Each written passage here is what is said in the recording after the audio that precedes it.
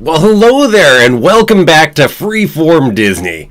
I'm Jeremy, and hey, today we are going to be watching Fantasia. So, yeah, this is our monthly movie watch-along that the patrons get to go ahead and vote on each month, and this is what they voted on this time.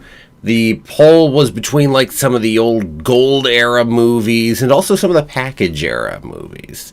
So those are the World War II ones. Let me see. Well, hello there to Matthew Cardona. And see we've got a few other people in too, so definitely feel free to pop on into the chat. Now, this is actually one of the, well, as far as early Disney, this movie is incredibly long. It's just over 2 hours long, which most of those movies in that time frame were sitting in that hour and a half or even shorter, especially in the package era. So we've got a nice long one here ahead of us. Now, if you're new to going ahead and doing this, what's going to happen is you pull up your Disney Plus or whatever spot you've got Fantasia in, and you're going to go ahead and watch along on that source, and I'll go ahead and count you in, and there will be a timer up over my head up here, and that will go ahead and allow you to sync up your watch to my watch. So, yeah. Okay. All the usual details out of the way right there. Let's see, what else? Oh, yes. We've got a new patron, Dr. Stephen Harlan. So I'm going to be shouting him out this week because he just became a patron. So thank you so much to Dr. Stephen Harlan for becoming the newest patron of Freeform Disney. And hey, while I'm at it, if you want to become a patron, there's a link down below to go ahead and get to the Patreon. It's the same. It's patreon.com/freeformdisney. So, yeah. Definitely always more than glad to go ahead and have you in. And heck, the patrons are the ones who vote on these monthly watch-alongs like this. Now, anybody can go ahead and suggest a movie to go ahead and put on the list to be voted for. So, if you have an interest in a specific movie to be voted on, go ahead and just shove it in the chat, put it down in a comment below if it's later. Any which way, that's definitely more than happy to go ahead and put it on the list for the next time around. Agreed, YouTuber. Stephen Harlan is cool. Stephen Harlan and his rabbits. And by the way, hello there to YouTuber, and hello there to Arya Pendragon. So yeah, we've got a few of you in, and probably going to get going ahead and starting here. So hopefully you've pulled up your Fantasia. It has been a good few years since I've seen Fantasia. Now, that said, it's not like I'm not familiar with Fantasia, because I have seen it more than a few times, shall we say. So, regardless of that point, but at least a good handful of times in there. But, yeah, it's still been a while. Good while, maybe even a decade since I've seen Fantasia at this point. So, yeah. Okay, so if everybody goes ahead and gets theirs ready, I'm going to get my headphones on so I can go ahead and get ready to go ahead and do this. Fantasia was also, of course, a very different movie for Disney when it came out. Certainly not at all your typical Disney movie right there. Let's see.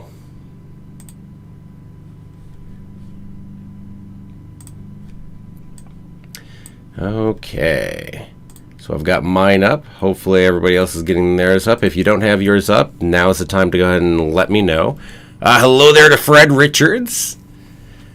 So we've got another patron over in the house right now, because Fred Richards is one of the patrons of the channel as well right there.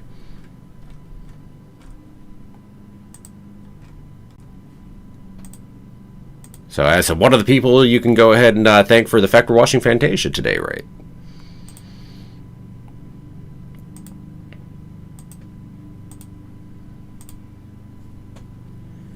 Let's see, Arias has only seen it twice. Been a while since watching it.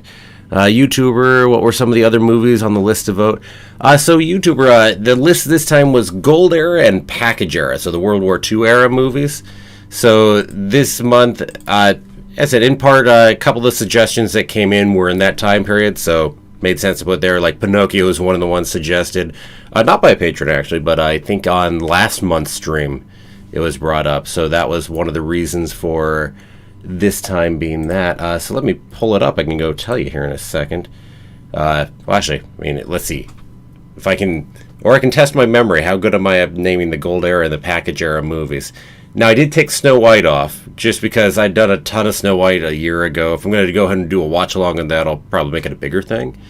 And then Make Mine Music is not available. It's really hard to actually find that. It's one of the only Disney movies you're not going to find easily for their mainline, the mainline animated features anyway. And there's suspicion that's due to music rights and whatnot, but not sure for sure if that's what it is. So anyway, so that means that the movies would be, you're talking about Bambi, Pinocchio, Dumbo, Fantasia. There's the rest of your Gold Era other than Snow White. And then in the Package Era, you've got Saludos Amigos. You've got, what's the other one? Saludos Amigos. And, dang, maybe I'm not going to quite pull all of those. But anyway, let's see. Fine. I'll go take a look. But anyway, Saludos Amigos, The Three Caballeros, there's a sequel to Saludos Amigos. Fun and Fancy Free, Melody Time, and The Adventures of Ichabod and Mr. Toad. So those are the ones that were up right there. So the Gold Era and Package Era movies. And Pinocchio, Fantasia, and Adventures of Ichabod and Mr. Toad all got votes. But Fantasia went ahead and had the highest, strongest set of votes in there. So that is why that one went ahead and won out for this month. Yes, Fred Richards got Three Caballeros. Yep. Let's see. Snow White was not suggested. But yeah, as I said, I left it off the list because of all the Snow White I'd done a little over a year ago, and figured, yeah, hopefully I'd make a bit bigger of a thing on there. I'm getting a bit rusty. Well, it is the Package Era in my defense.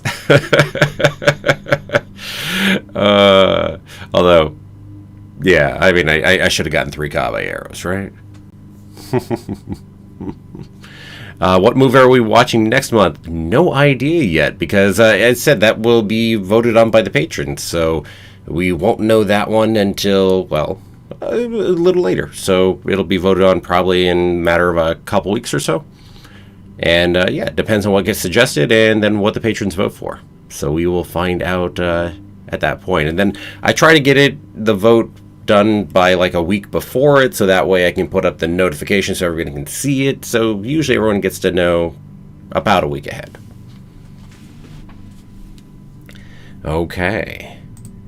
So with all that preamble right there for y'all, and me showing my knowledge or lack of knowledge of the Package Era sometime, if there's an era where I don't have all the movies known and even seen for that matter, that is the era, with one exception.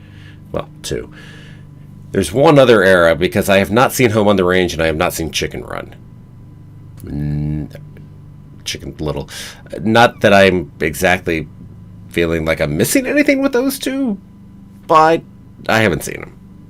And so, yeah, only a few movies I haven't seen out of the entirety of the Disney animated canon right there. Okay, so let me, just in case you have joined recently, let me say, go ahead and pull up your copy of Fantasia, whether it's on Disney Plus or somewhere else, so you can watch along with me. I'll count you on in, and then we'll go ahead and I'll have a timer up over my head up here. That way you can sync your watch to my watch if you join later, or if you get missynced for some reason.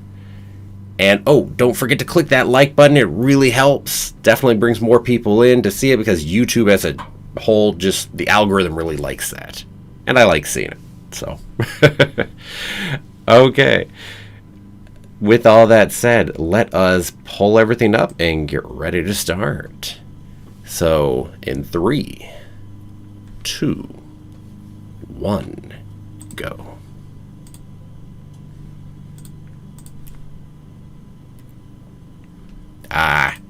Now my timer's off. Sorry about that. I was on the wrong spot for my timer to start. That would figure.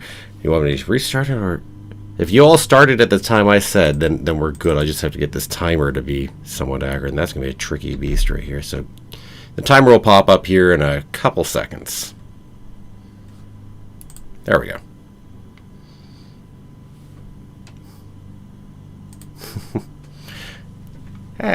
Technical difficulties. I kind of love this way of opening this right here. Just watching the orchestra start to come together. Yeah. I think it is probably the first time. In case you're curious, you want the behind the scenes as to why. There's two different tabs in it. One that has the countdown coming into the piece. And so then once I'm going, I switch it over to a different tab because that's where I have to go ahead and start the actual count up timer that we've got now. And I forgot to switch over the tabs beforehand, so when I went ahead and clicked, well, I was clicking on the wrong thing. So, yeah, that's what happened there. But anyway, yeah, it's intriguing. You know, we get this little piece to watch the orchestra warm up. I mean, it'll be the spot where you might have a medley beforehand. Especially in this era. I mean, because Fantasia's old enough, definitely, to be in the spot where 1940. So you're used to having the prologues ahead of time that would sweep through a bunch of the different music. But at the same time, for a movie that's only music and is like coming to an orchestra, it makes sense.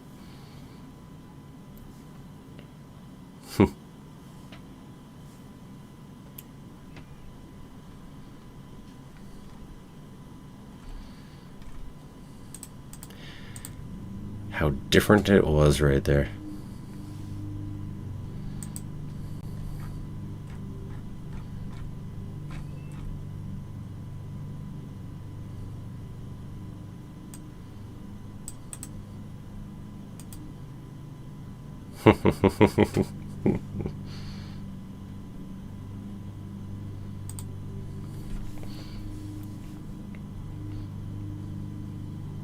Such a nice overview.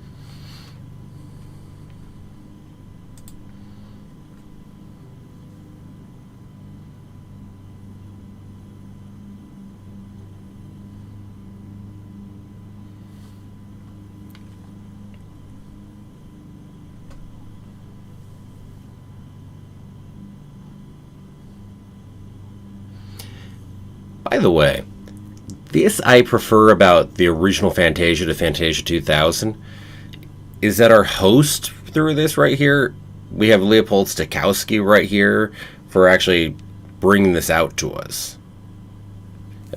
So Leopold Stokowski here. We have Deems Taylor talking the narrative. I don't know. I just like some of the bit of his piece versus bringing in numerous different people the way we did in 2000. But yeah, I mean, and heck, Deems Taylor was himself a composer and a big person for classical music back at the time. He was a music critic, as opposed to we just kind of went celebrities when it came to Fantasia 2000. So I prefer Deems Taylor doing that part, and really getting to see Stokowski this way I think is really fun. So anyway.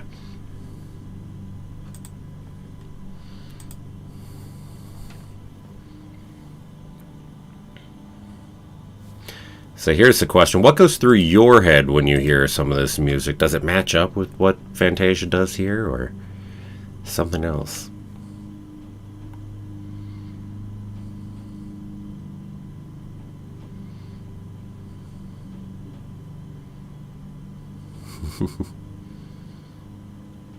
Focus on the different sections, but also with colors added in.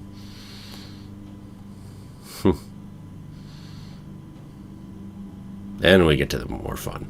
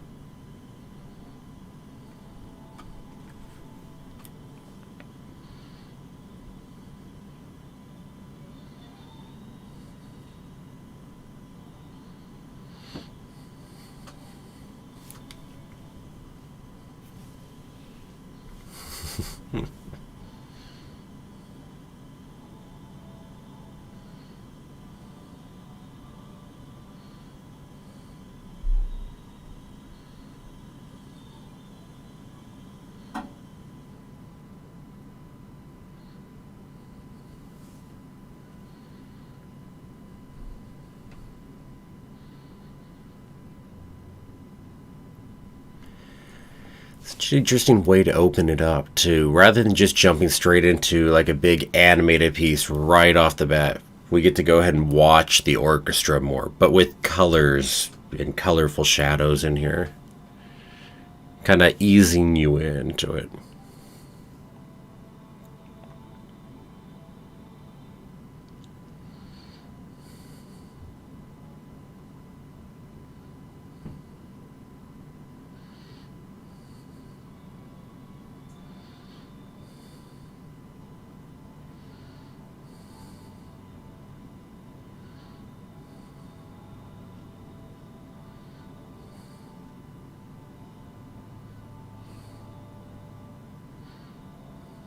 There we go. Now we've got our shift.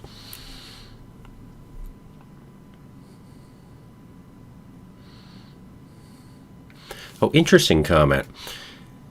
Normally Walt Disney was really heavy in terms of talking about like the colors the animators used and making sure he could micromanage a little too sometimes, right? Here, the animators were given free reign. You feel that's the color you want to go ahead and put in here, go ahead and put it in there. Probably more of that whole feeling of how you're reacting to the music. And so, an interesting thing there.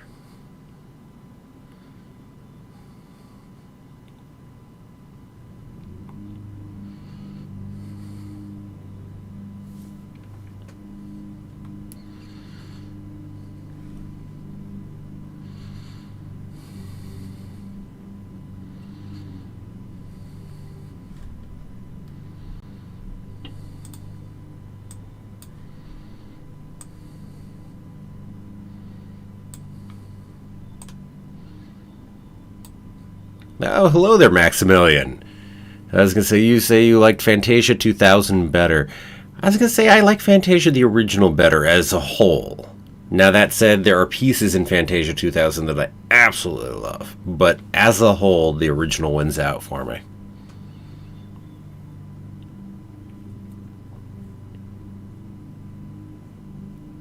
Let's see, Arya says, oh, it's so powerful, the different color glows. Yeah.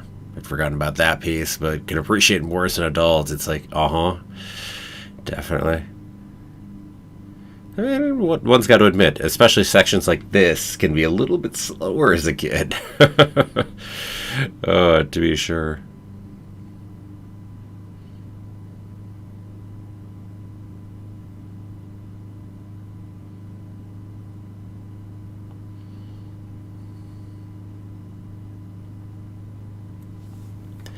Which makes sense. I mean, this is so abstract in this piece right here. Intentionally so. As we were hearing from Dean Taylor, right? This is the absolute music section. So that they figured, let's go with something abstract to go along with the absolute music, since it's not specifically meant to be telling a story per se. Of course, they did tell some stories, I think, with some other absolute music, but... I also feel like it's an interesting way, again, back as I was saying, to ease you into the rest of the animation, to shift more from watching a concert with the orchestra. And so that's why we start with really seeing them, and even in the color shadows, until we fully shift over to animation, and even then still seeing instruments at first, until we eventually start shifting even further away from that into here, where we've got clouds and maybe some aurora borealis or australis, depending on your pick, or northern lights, whatever's going on there.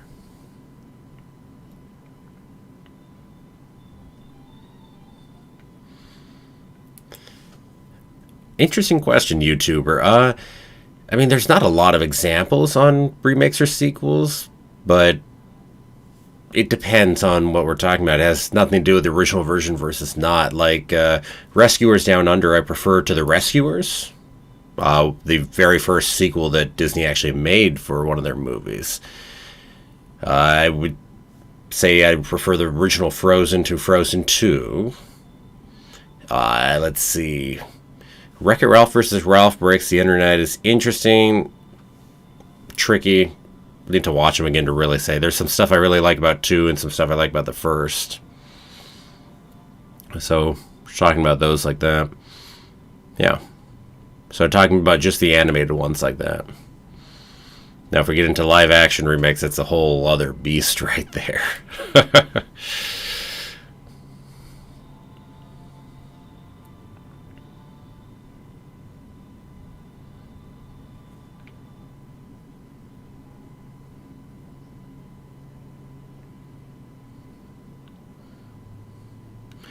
True, Maximilian. Yeah, we definitely take for granted how much work these took to make. It's like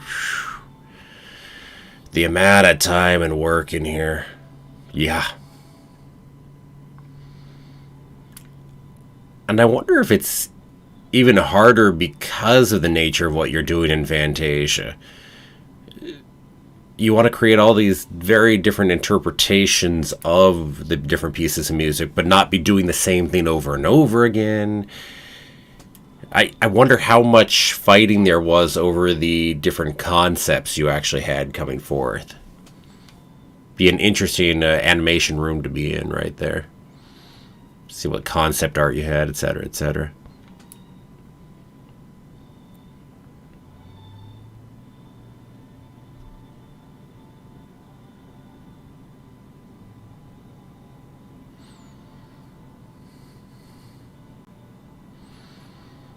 And yeah, Arya, this was 1940 that this one came out, so a little while ago. 81 years? 81 years ago.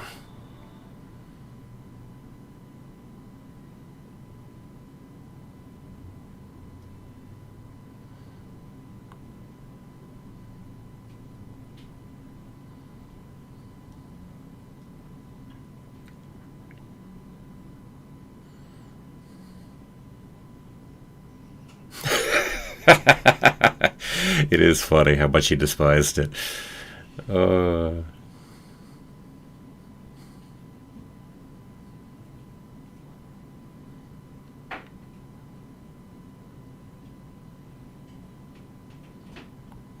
What dry humor he's got right there. By the way, you hear that dry humor? No one's going to recognize everyone. And he doesn't even acknowledge. I mean, you have to just fully catch it. It's the most dry delivery of that. Gotta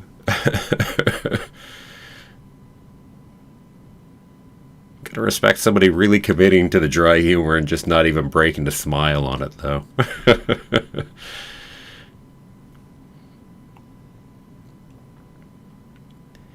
Well, speaking Nutcracker, though, yeah, no, Tchaikovsky hated it. He hated the popularity that it had from people because he was, I guess elitist might not be a bad way of putting it, in terms of his own music, and he wanted people to only really like the more complicated, deeper stuff of what he did, and he felt that that was not one of the more complicated, deeper things that he made. And so, therefore, that then becoming the most popular thing that he ever bloody made, by a long ways, he bloody despised it. Yeah.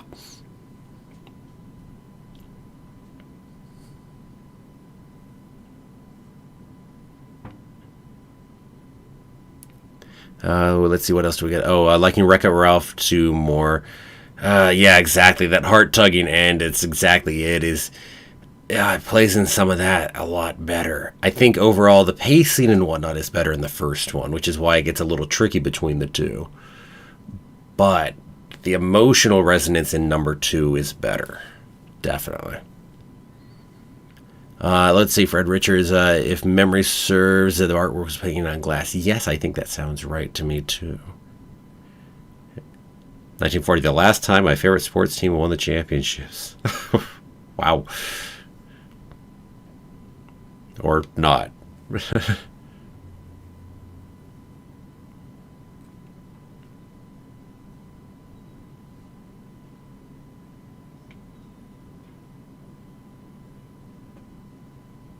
Oh, by the way, I love that we let a spiderweb be beautiful in here. Just saying. And yes, we make it more beautiful, but too often I think we depict spiderwebs the other way. So it's nice, because they really are. Love spiderwebs. I mean, if they're in my way, it might be one thing, but, you know, aside from that. The toadstool dance.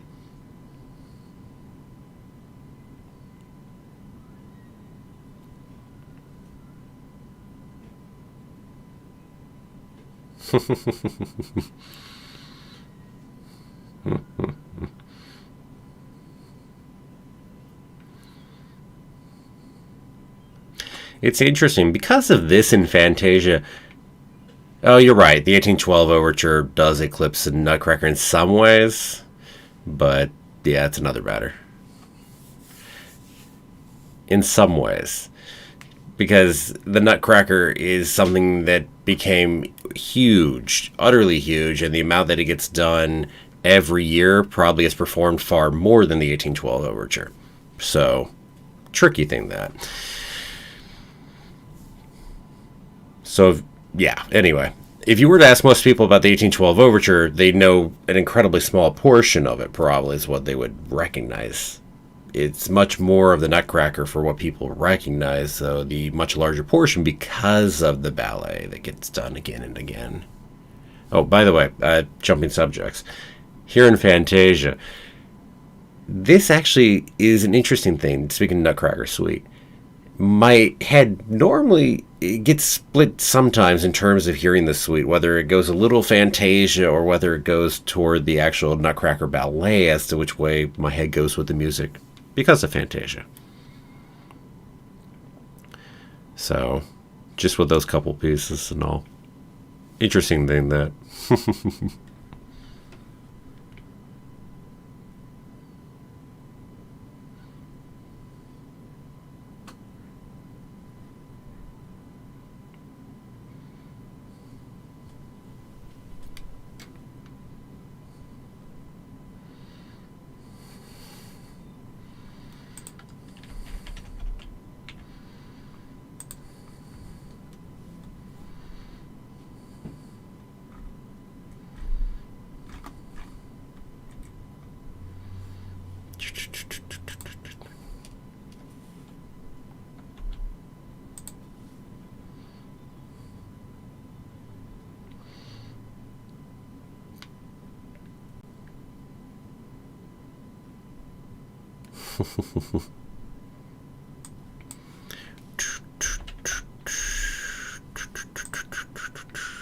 Sorry.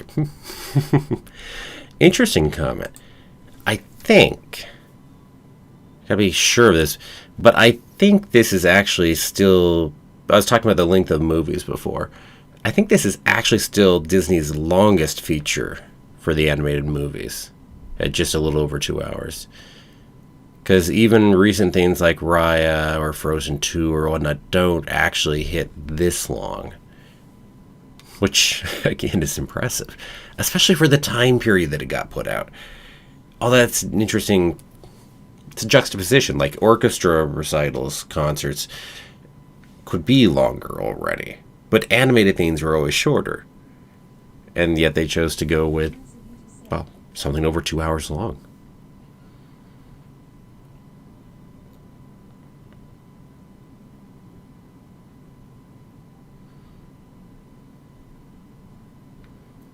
I think it also makes it the perfect example of why Disney is not like just, hey, Disney's only for kids.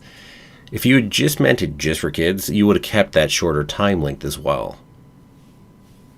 But here we most certainly don't. Here we let it go over 2 hours. We let sections in here be things that probably wouldn't work as well for kids. Now, that said, one would never say it's meant only for adults either. It's meant to be able to be flexible and aimed at multiple age and audience groups. Which is what Walt always said about Disney animation in the first place, was that it was intended that way.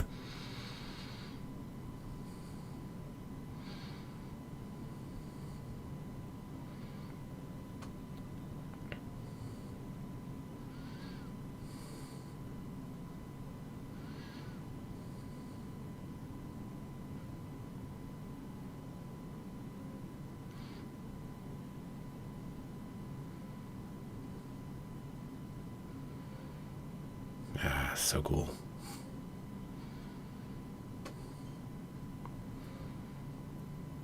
Let's see. Fred Richards preferring the Fantasia depiction of the Nutcracker to the ballet. Yeah. It's like I can definitely see and understand that. YouTuber, do I like the music in the movie? Yes, definitely. 100%.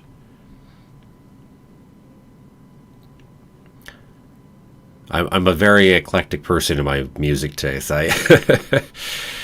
There's very little as far as genres that I don't like, and so I have music tastes that are incredibly broad.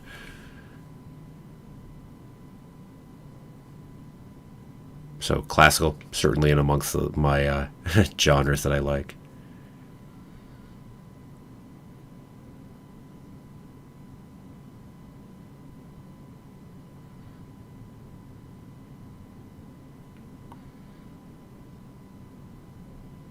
And Matthew, talking about how they had to remake it because it was too long.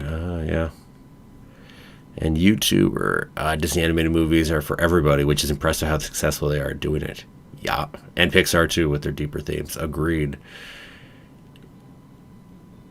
I mean, it's one of those misconceptions that you see happen sometimes, is that you have to make something so it's only aimed for kids, as opposed to being able to make it so it can be enjoyed by a wider audience.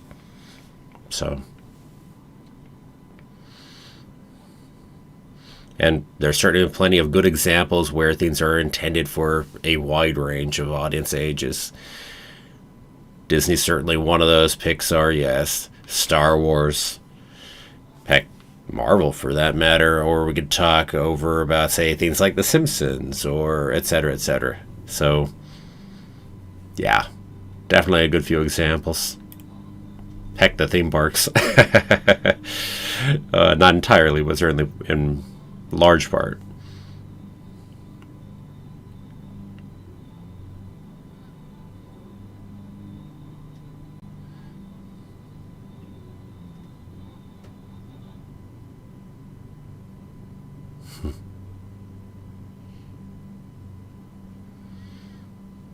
It's a beautiful little note there, and then also a nice way to change the animation style a little bit right there between what we just had and then over to here.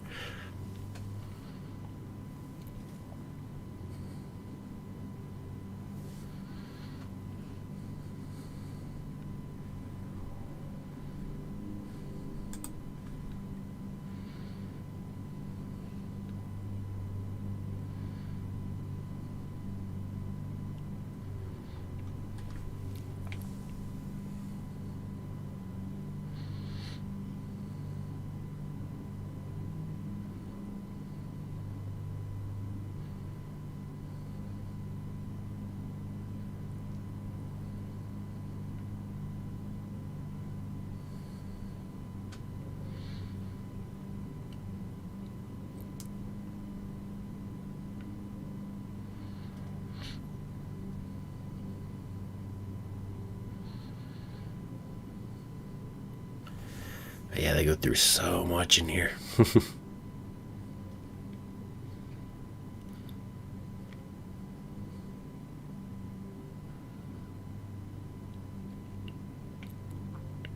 Oh, for a bonus point, Stokowski actually going ahead and conducting this whole thing was based off of a chance meeting between Walt Disney and him.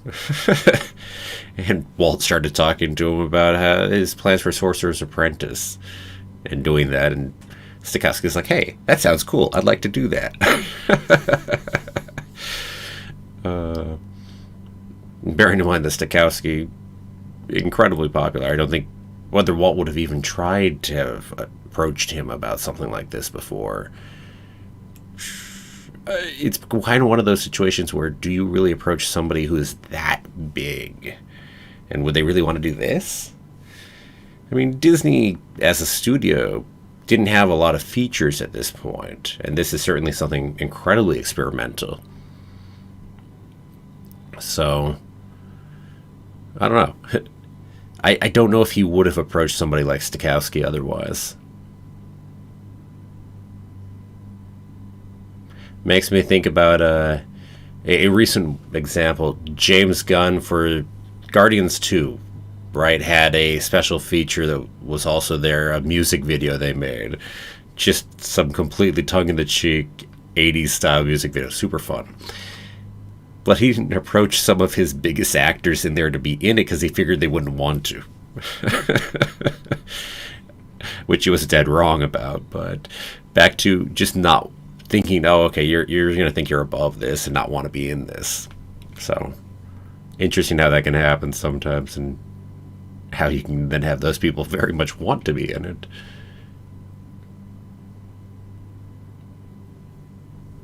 But yeah, otherwise my guess is Stokowski probably would not have conducted this if it weren't for that chance meeting.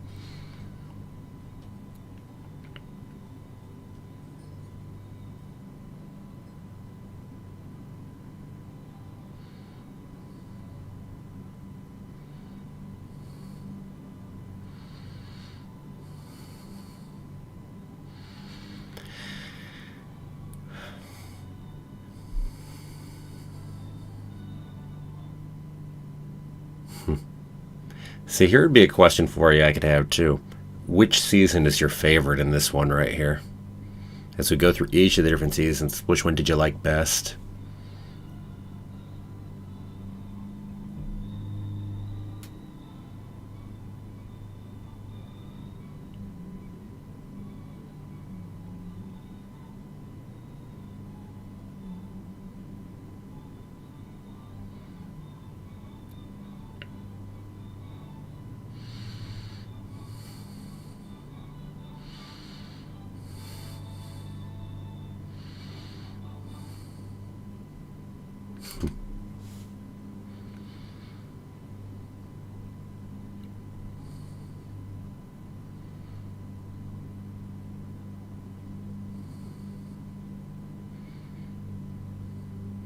Ooh, you say winter, fall, close by spring.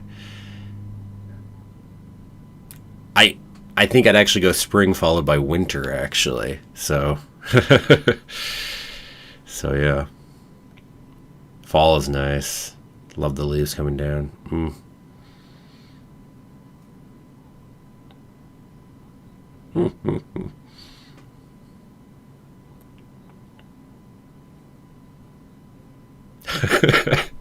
Brilliant idea.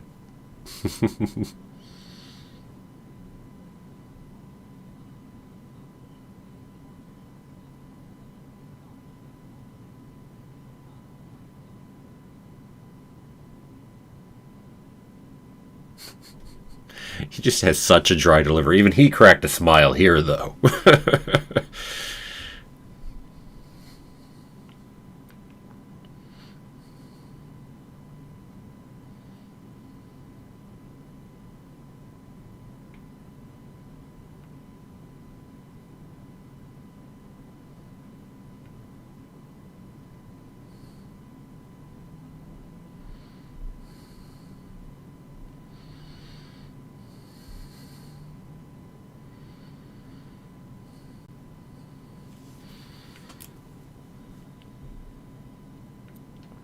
So here's your question.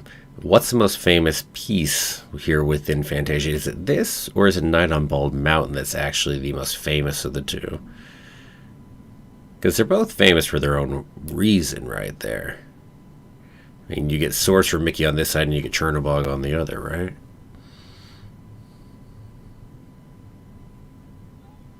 I think it's probably this regardless, but it's still...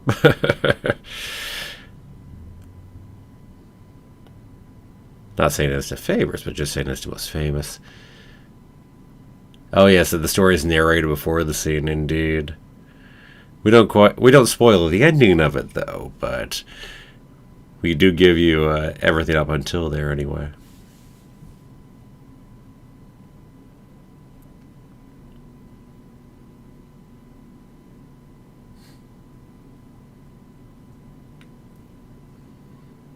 Funny thing is, you don't need the narration before to understand what's happening. Everything is fully understandable without words in here.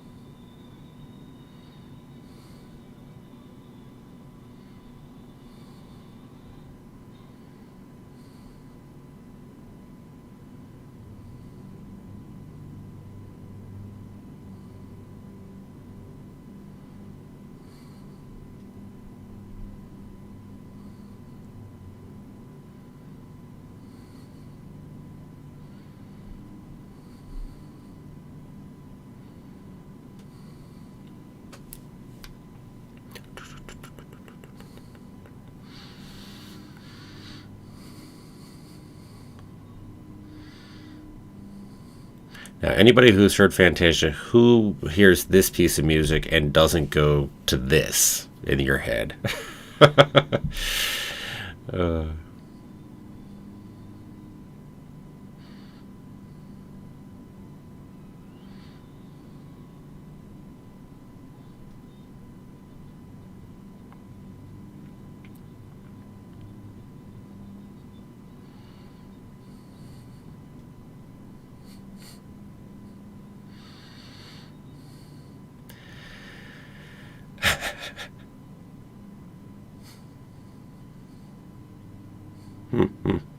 Just that ever popular idea. Haha, I found a shortcut. I got it to work. I am the magnificent one. So good.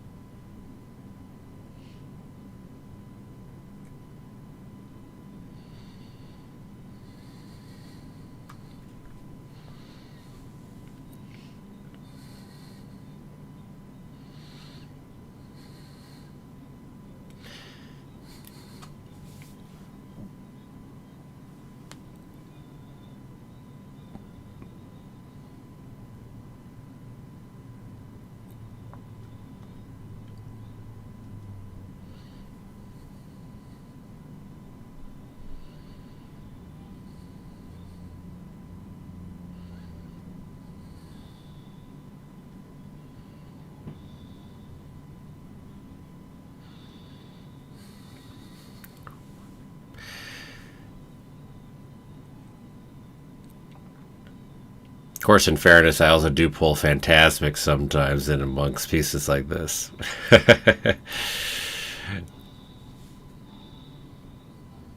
One of my favorite things over in the parks, certainly as far as shows and such. I love Phantasmic, which directly uses a little bit of that with the Sorcerer Mickey stuff.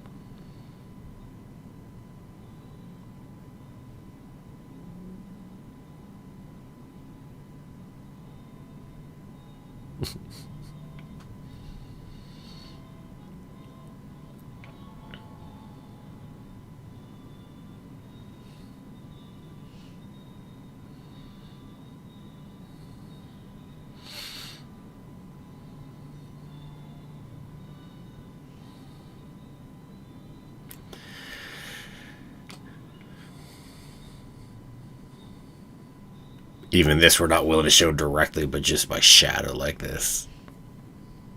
But it makes it so much more harsh seeing the red light in the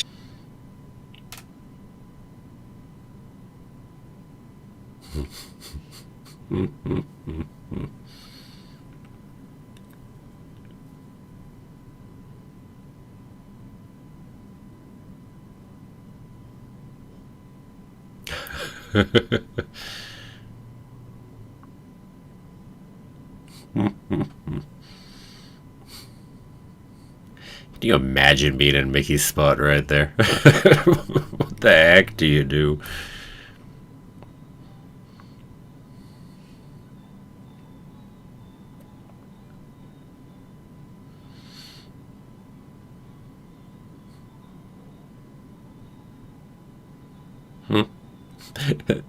Yeah, I love that too.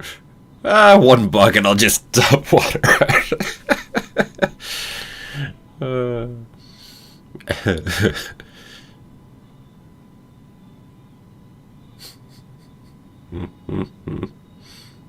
Kind of the magical realism you get in this too.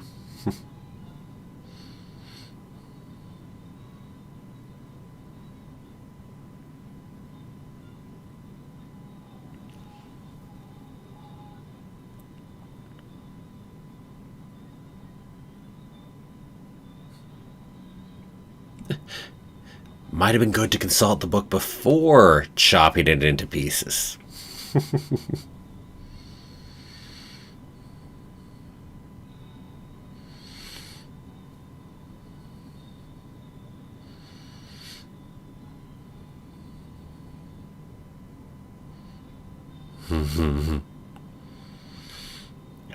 This. Love the ending too.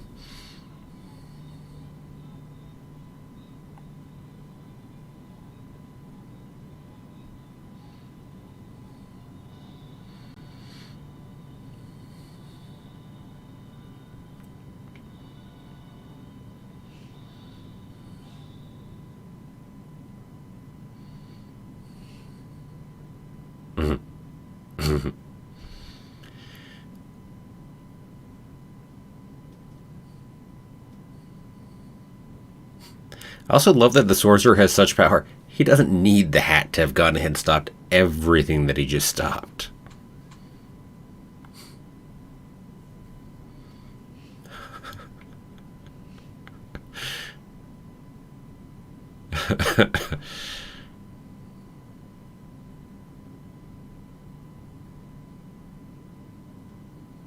Yes, the sorcerer is a heavy sleeper for sure.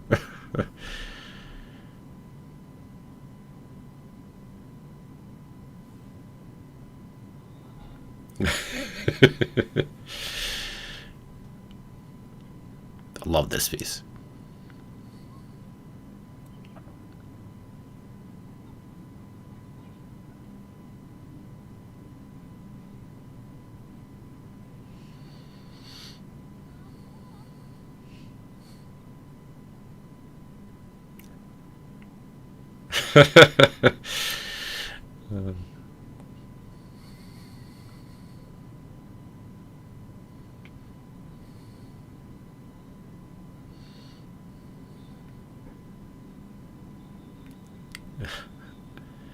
That right there. Oh, what a mess.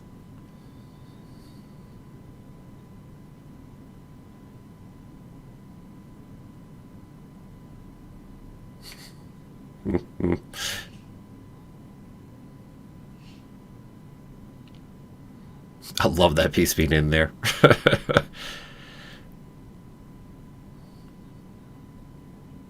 It just gives like this realism piece as if you're watching an orchestra and something like that could happen. Usually wouldn't, but point being.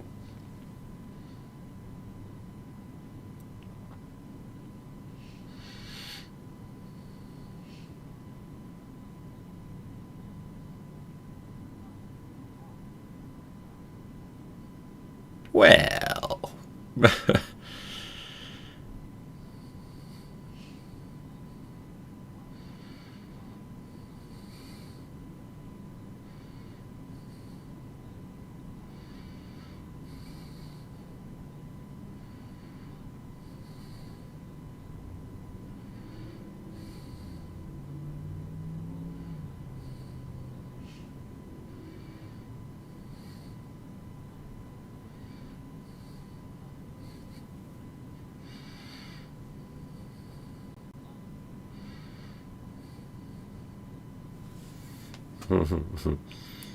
Well, maybe not quite so much.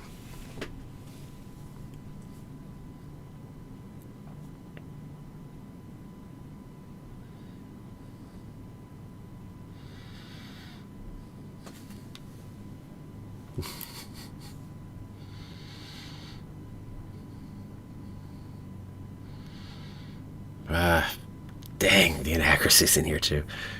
Oh, well, brain of a pigeon, sorry. It's all about the size. That's the only thing that matters.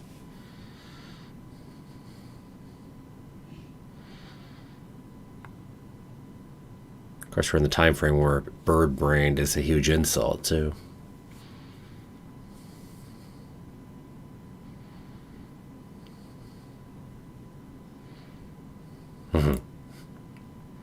Speaking of the things that aren't known here because it's 1940 still.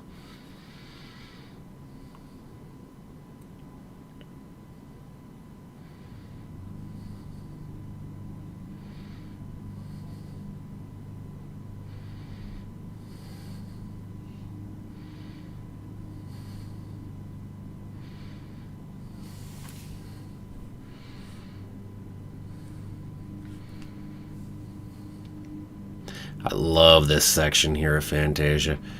Probably my favorite section, frankly.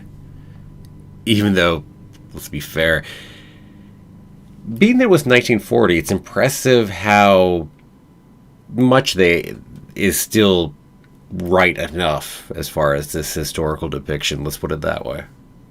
Certainly, there are a number of things that we know better at this point. Back to our view of the world and how it changes over time as we learn more and keep learning more.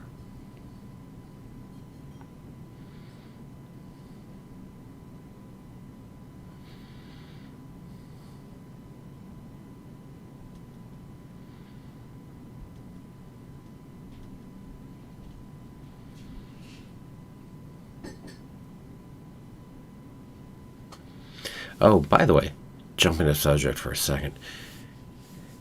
Wouldn't it be cool to have some kind of soaring style ride that did Fantasia? Because way back when, talking about smells, one of the things that's cool about soaring, amongst a million things that I love about it, but they actually wanted to go ahead and do smells in Fantasia for the actual theaters. They just couldn't find a good way to make it really work because you'd then have to clear the smells out, etc., etc. But wouldn't that be fun? Just accentuate the experience that much more. I don't think they'd go for a 2-hour section, but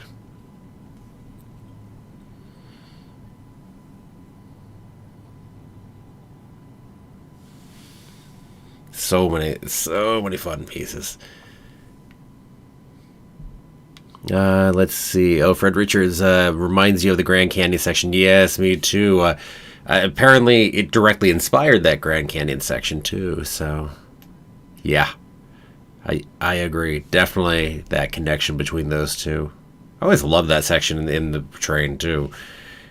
It's so different than everywhere else. It's that one piece. You've got to at least take that quarter of the ride right there. That's, I should say, to be specific, the quarter between Tomorrowland and Main Street USA.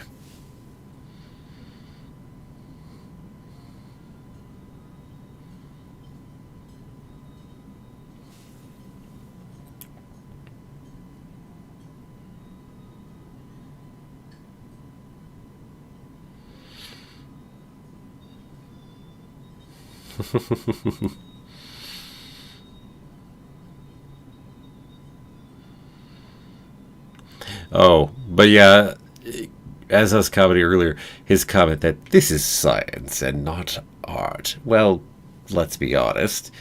Even based on the science of the time, it's very much art's interpretation of what was known scientifically at the time. So very much it is that as well.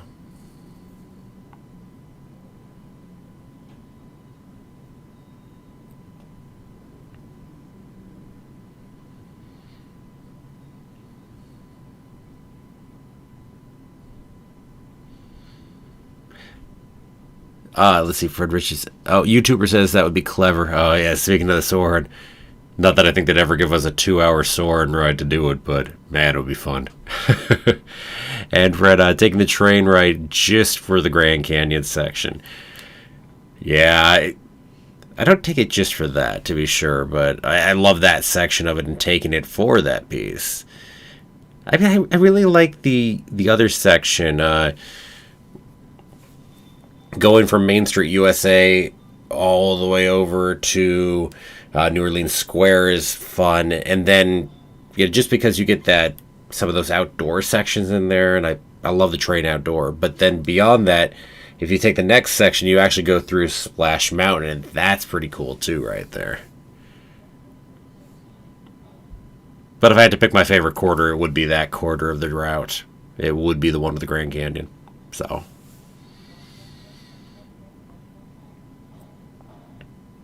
Freud says the artist sees in a second what the scientist sees in a year.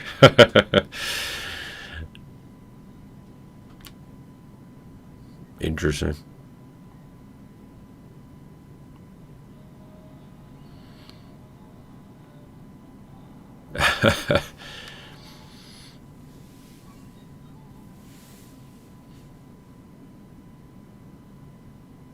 Well, certainly they're on the Vulcanist side as far as the opinions at this stage of time.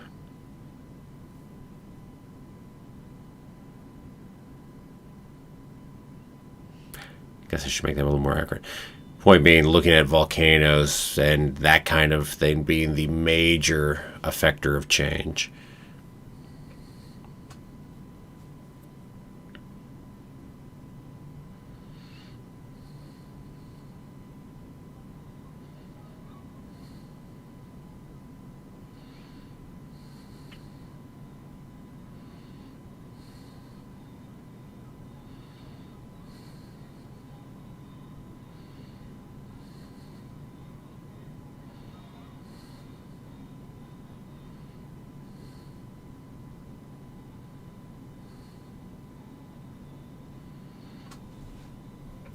It's like soon we get over to our primordial soup section. Although, did they even... When did the phrase primordial soup actually even come about? That might be later than here. That's a question right there.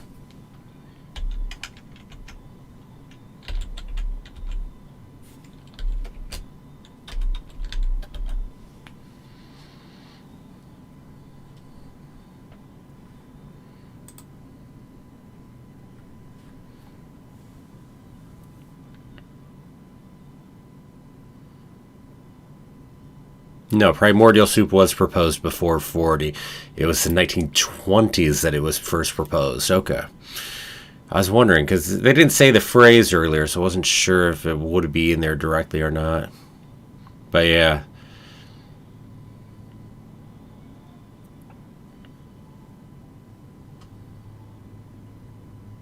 Wow, when you think about that, the primordial soup was only first proposed back in the 20s, the 1920s. Which, by the way, even at this point, we're talking less than 100 years ago. Just how much has changed in our knowledge of the Earth in that time. Always impresses me.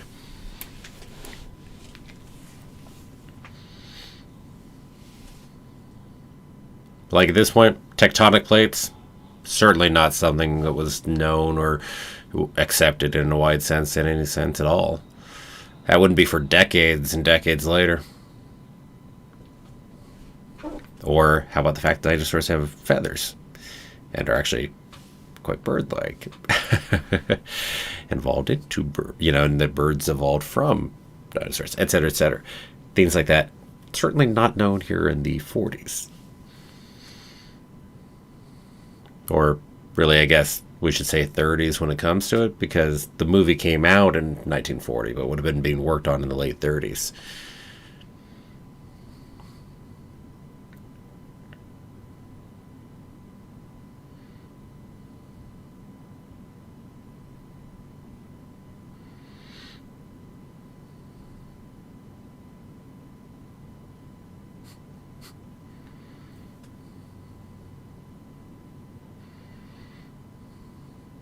Fun, fun.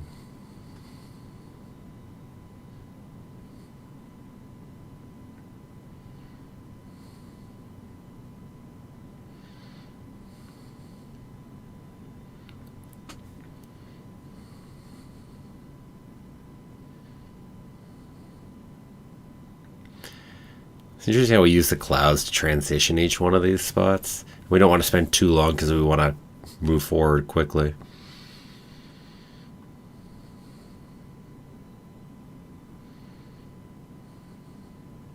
By the way, back to the different animation styles in every one of these different pieces and wanting to differentiate them from each other. I mean, like, even the drawings of some of these, like, you say the jellyfish here, now that we get jellyfish going on.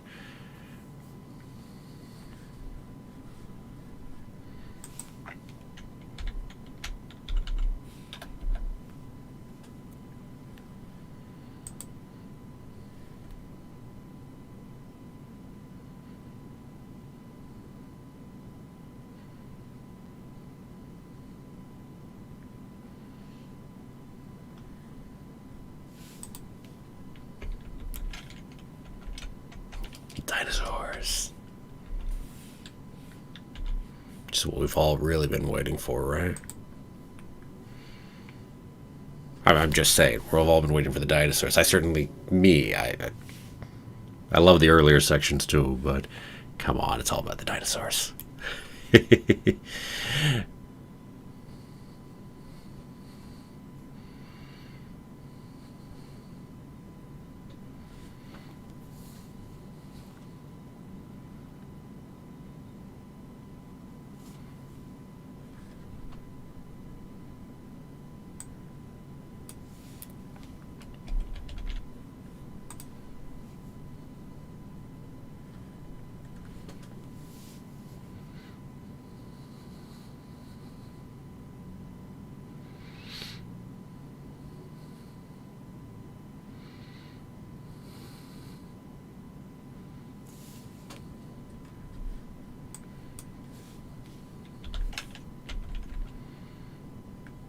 Oh, I guess I should be fair. For loving the dinosaurs and the pterodactyls. I mean, I do love pterodactyls as well, even if they're not actually dinosaurs.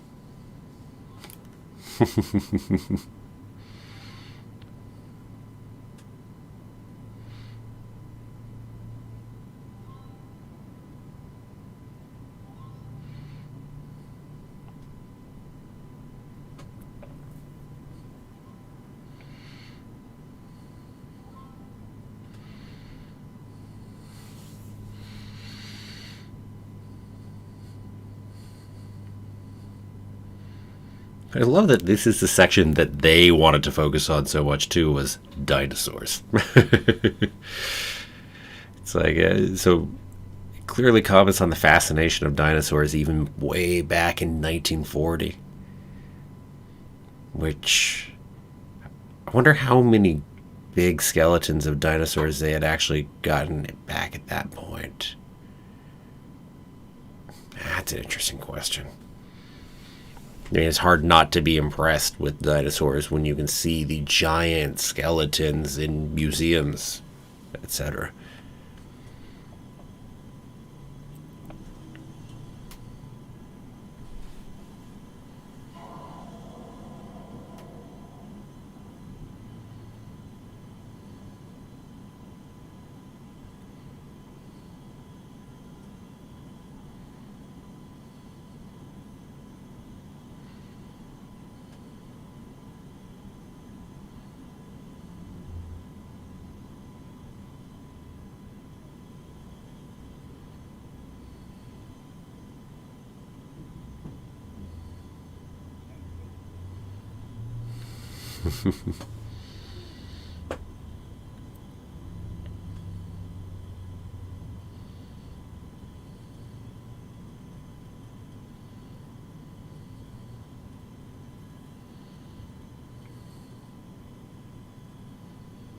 Now, here's my question. When will we get a really popular feature type film, whether animated or CG or whatever, that actually really has feathered dinosaurs. That's something I'm curious about.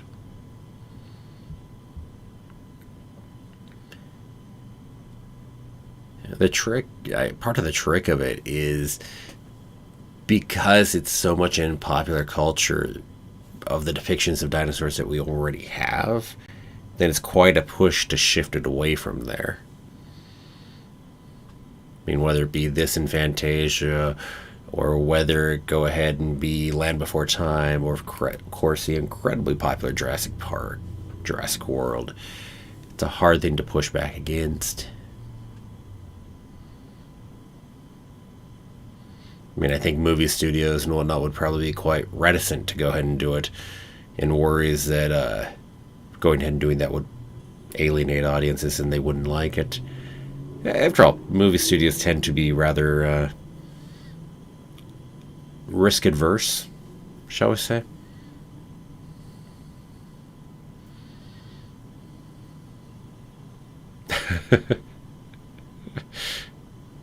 Just having fun with the little animation. This just kind of plops down in the hole. Love it.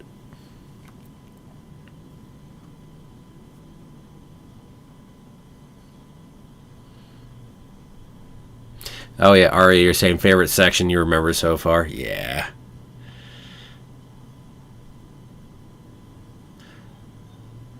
Love the dinosaurs. Definitely. I actually talked about this in my top 10 scary moments in Disney animated movies too, because this T-Rex section definitely hit one of my top 10 scary moments. Definitely one that I loved it, you know, even as a kid, but it also definitely got me too.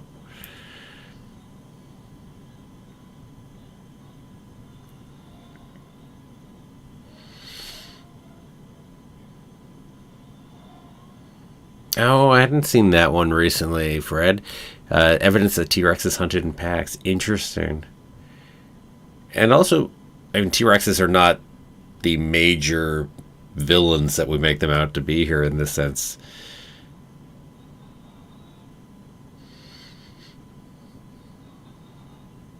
But of course, we always put them there because, I mean, they're these giant dinosaurs, you know, and imposing, so it's very much our own addition onto them as to what's got to be the scariest dinosaur, too.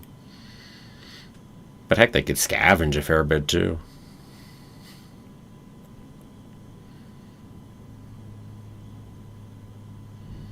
But yeah, this section, the chase and the killing of the Stegosaurus.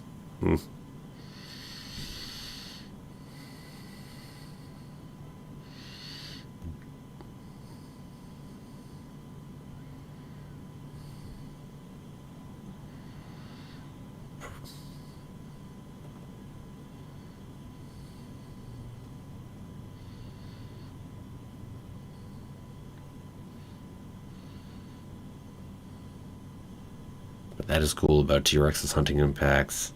That would be fun to see. Add that on to my feathered dinosaurs I want to see in something. I want to see a pack of T-Rexes hunting. That would be cool.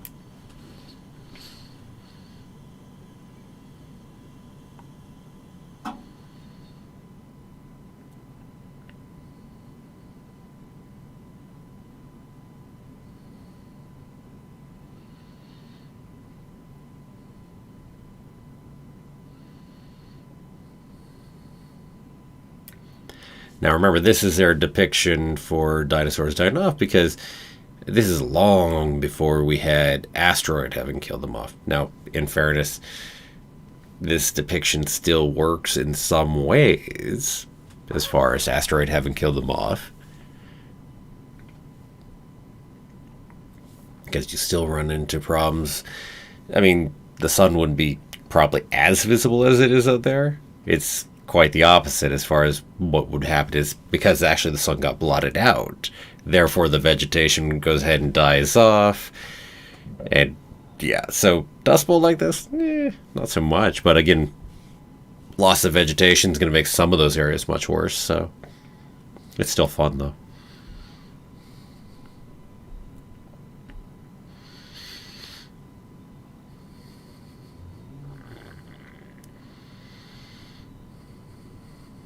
And what kind of animal gets most affected by something like this? The big ones.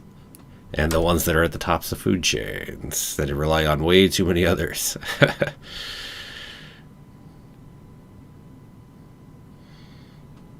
Of course, an era that I'd also love to see depicted more, other than just dinosaurs, the era after this, with the giant birds dominating Earth. That would be a cool period of time.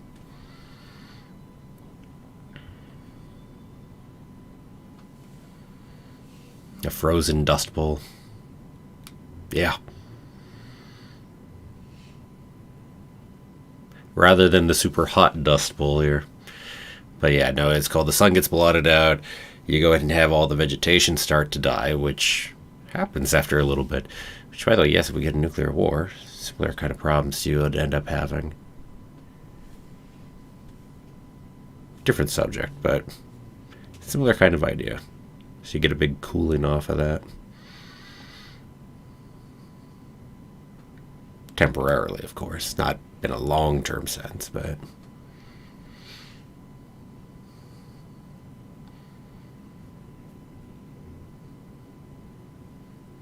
But again, you kill off the vegetation, you then kill off the smaller, the herbivores that rely on that vegetation, then you kill off the carnivores that rely on the herbivores, and the big animals that need to eat far more food are the ones that are in most danger. These small little creatures, they're the ones that can survive best.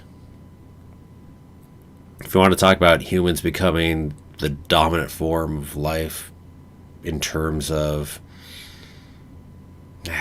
I mean, even saying the dominant form of life, it feels inaccurate. But if you want to talk about the ability for humans to exist, it's quite reliant on things like this, on this extinction event. Why? Because tiny little mammals went ahead and were amongst the creatures that survived well in here. Even though the birds would be next to dominate Earth, not mammals. Mammals would have their turn later. Agreed, Arya. It is a heartbreaking section. It was the other section that got me the most, other than the T-Rex section with the Stegosaurus. It's the dying off of all the dinosaurs. Doesn't help any that, of course, I love dinosaurs. I love dinosaurs growing up, too. And I love we don't just stop there, that we actually move on another step in what they choose to depict here.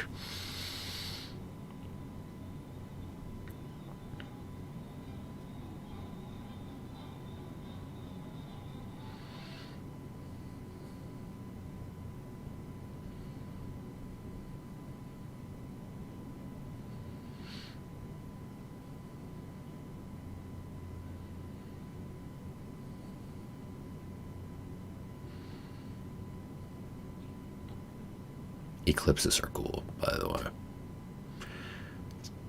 Very, very cool.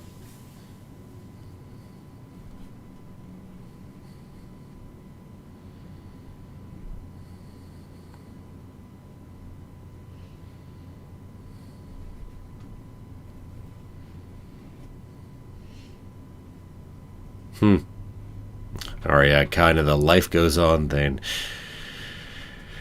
Indeed. Indeed, to a degree, right? I mean, even if you're talking about an incredible amount of life going away. But, yeah.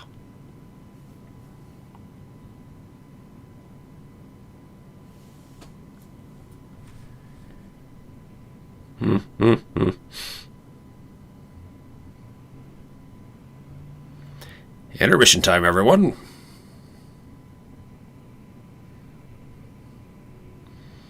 Although it's not really 15 minutes as far as what we're watching here. We do get the quick pause and watching them walk out, but it's not like we're going to go stop for 15 minutes. But can you imagine that too? It's not just 2 hours and 5 minutes. It's actually like 2 hours and 20 minutes because of the 15-minute intermission in the center too.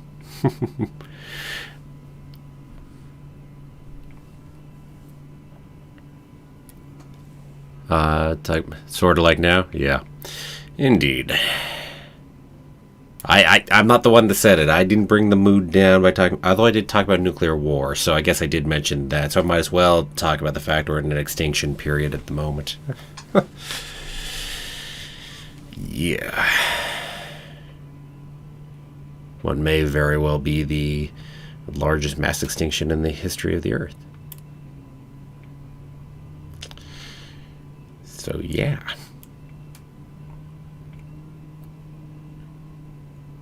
So we shall see.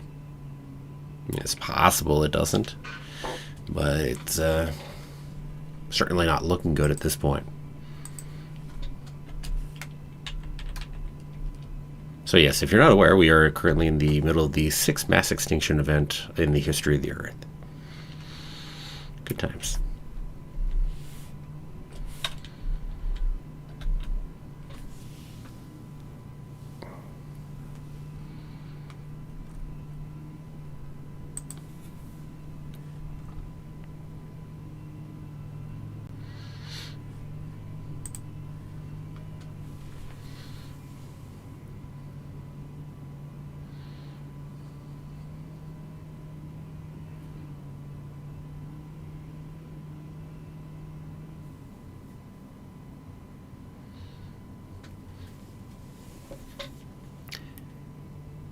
Intermissions were also a product of smoking addiction. How interesting. Huh. I didn't realize that. Just couldn't stay and stop smoking for long enough to go do that, huh? I'm gonna go pop up this again here while we're in intermission for a second anyway, right?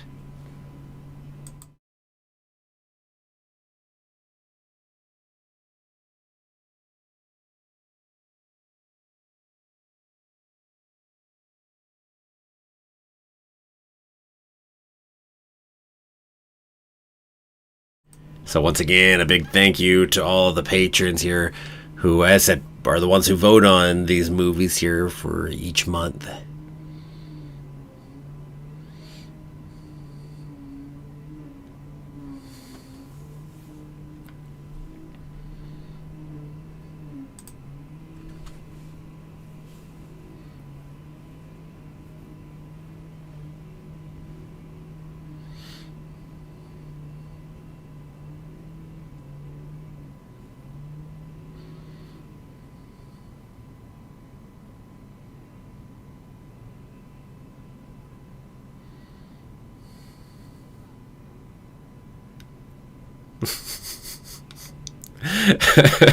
This section.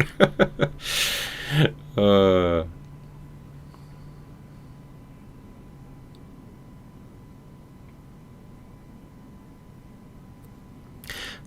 here's a question. If intermissions were a product of the smoking addiction, why did they go away well before the smoking addiction went away?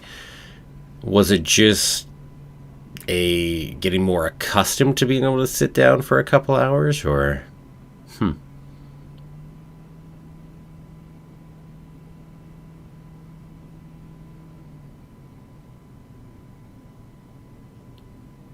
or is it because they're trying to put more movies in on a day so they could sell more?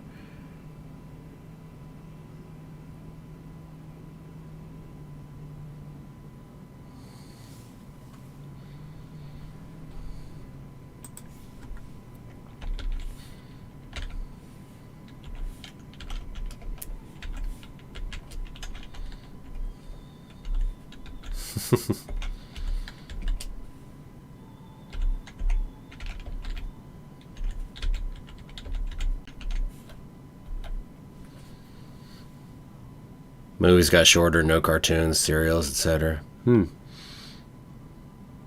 So as a product of them getting shorter first, more towards, say, the hour and a half kind of period, and then just slowly lengthening, so without tossing intermission back in. Okay.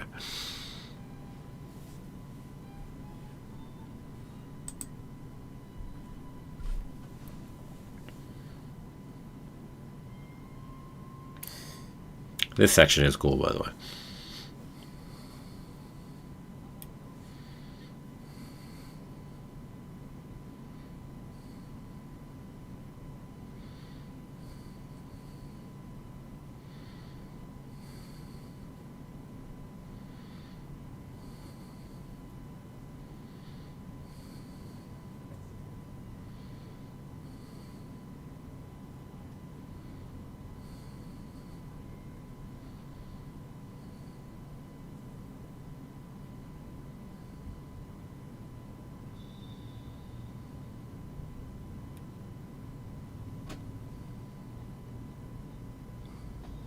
Thank you, YouTuber.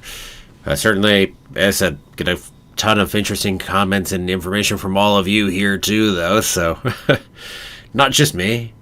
As I said, I learned things from all of you out there. Going ahead and leaving comments in here as well.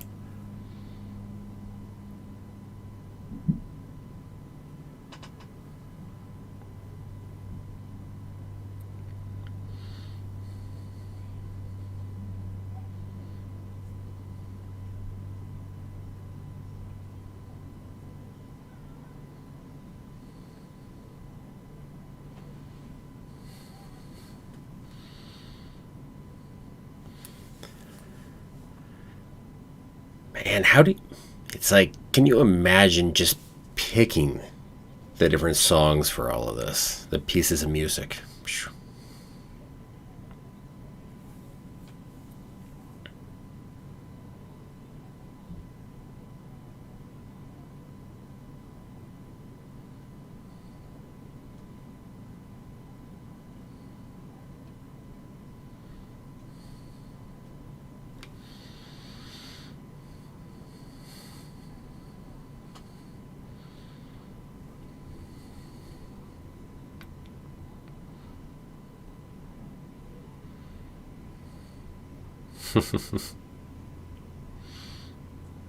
Back to the comment from before, the narration of everything that you're going to see here in this section coming up.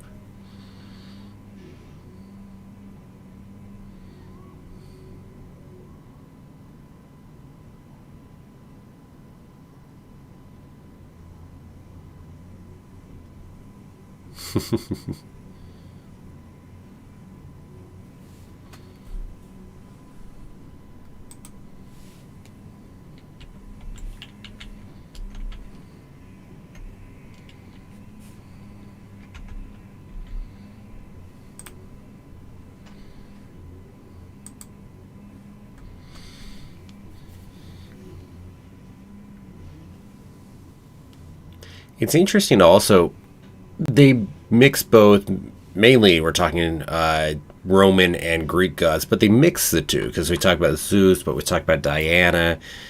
Diana largely have been inspired by Artemis, but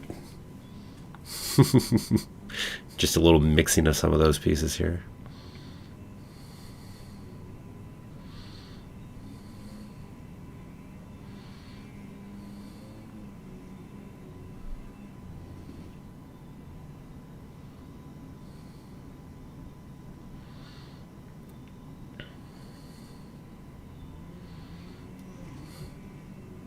Oh, and for what it's worth, we are not watching the original theatrical version of Fantasia.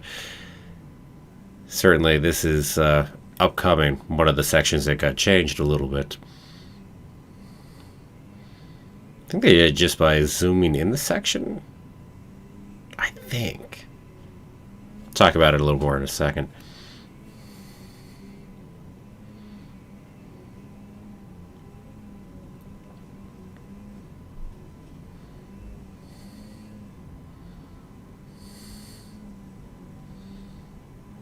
By the way, who doesn't love Pegasi?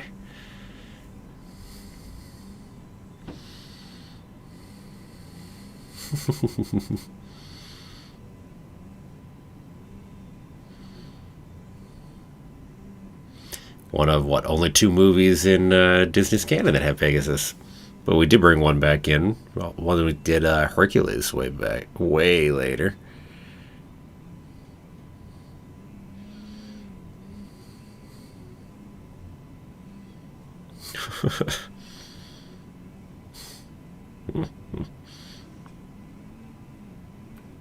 That's why I need a tail. I could fly if I had a tail. I could just reach behind me and pull up my tail.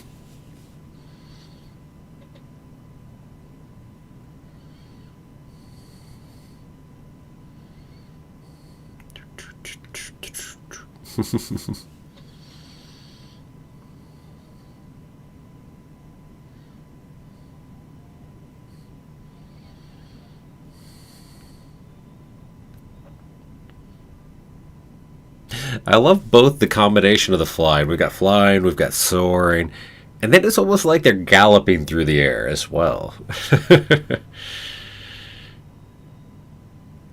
just working that, kind of their majesty into there and how we're going to watch. And now it's almost like they're swans swimming through. It's like, how cool can you make Pegasi, right?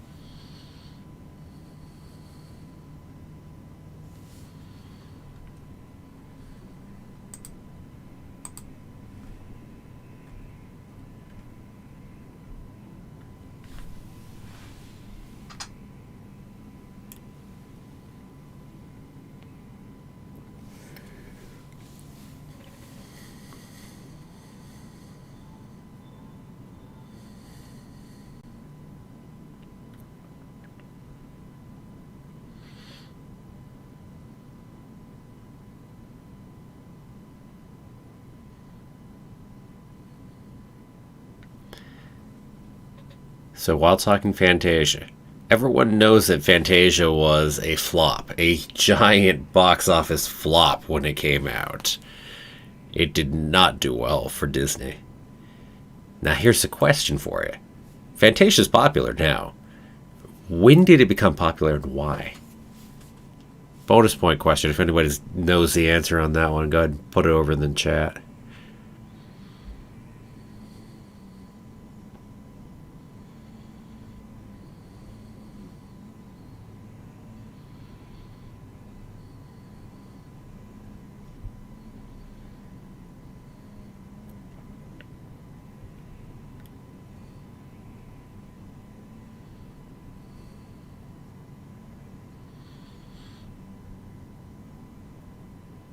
It's like somebody probably has an idea. At least guess the time frame, if nothing else, even if you don't know why it did.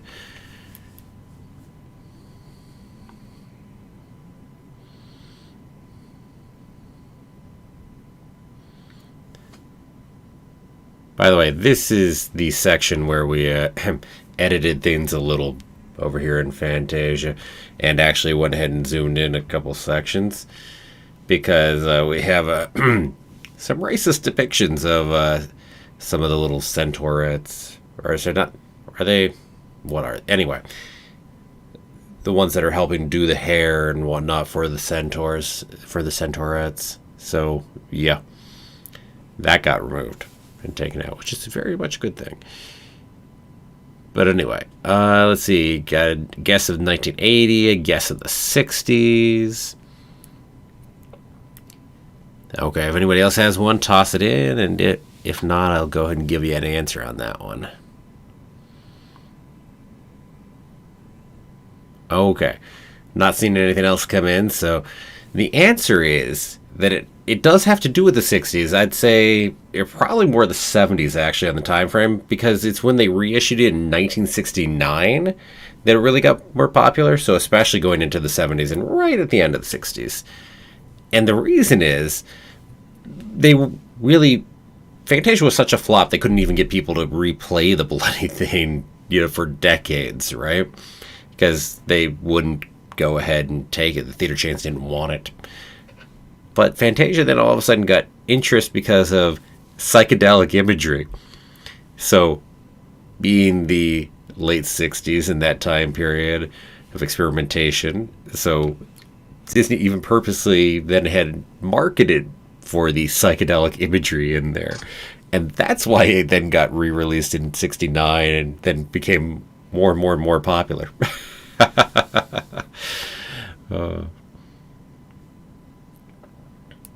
Heck, when it then eventually came out on VHS in 91, it actually broke records for the sales as to how well it did. So, speaking of how much more popular Fantasia had gotten, way more popular by that point.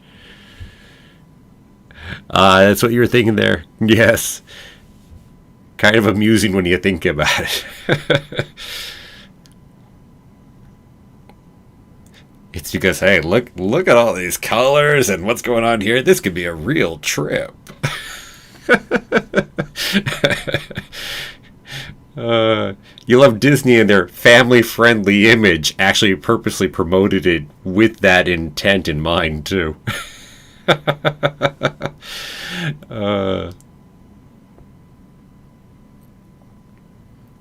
Admittedly, I think I have a hard time seeing Disney nowadays try to do that kind of a promotion for something like Fantasia. I think they can worry a little more about their image in that sense more now, but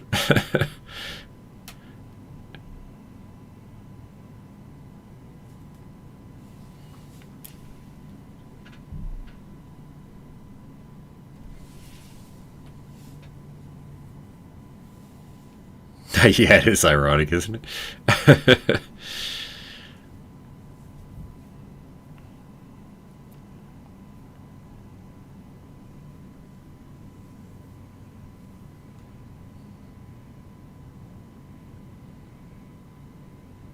Yeah, exactly, YouTuber. Yeah, you don't tend to associate Disney with psychedelics.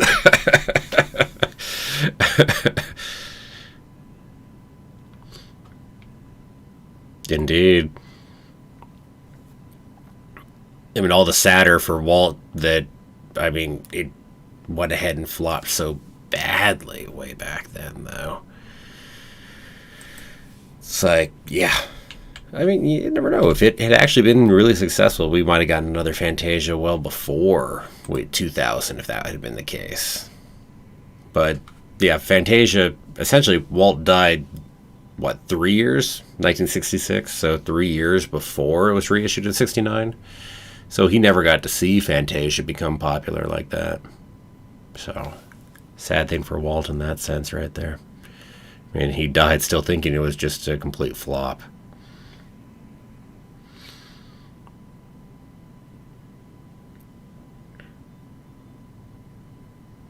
So what do you think? Do you think we'll get a 100th anniversary Fantasia? We could have a 2040 Fantasia come out. Another 19 years.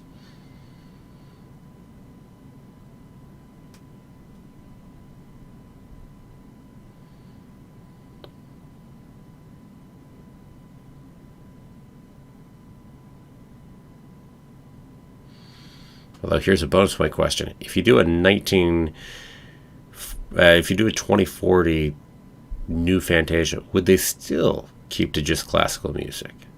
You never know. Disney might not.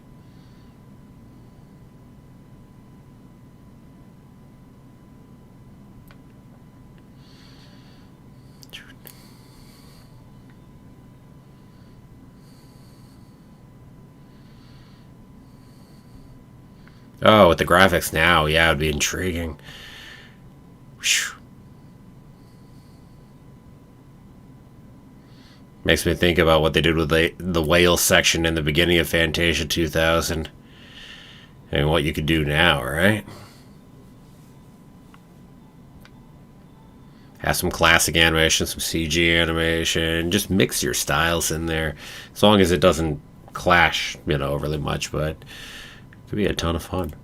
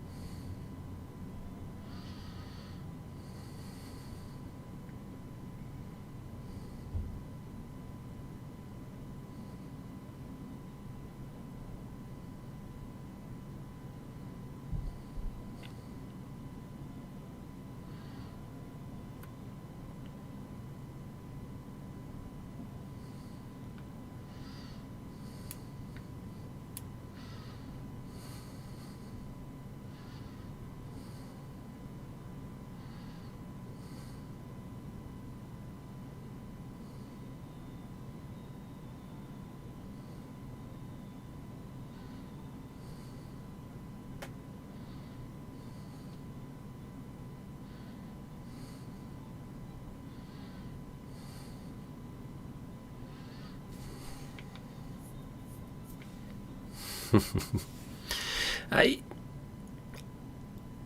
let's see.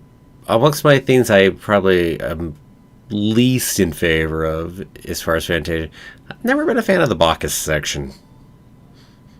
Never have.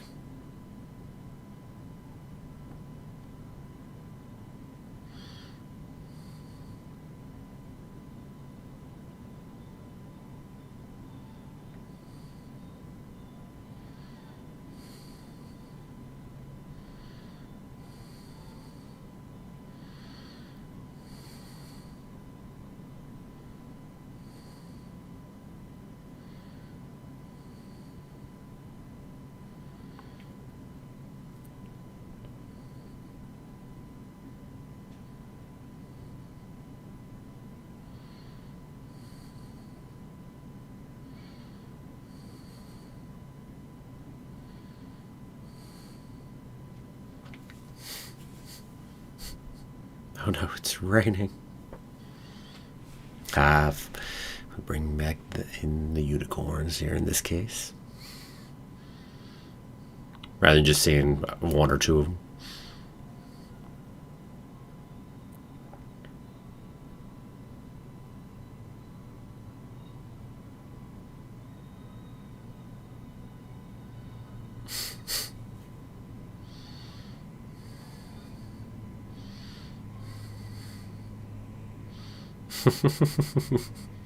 Oh, this is like why you see the flashes inside the clouds. See, it's because of the lightning bolts getting made.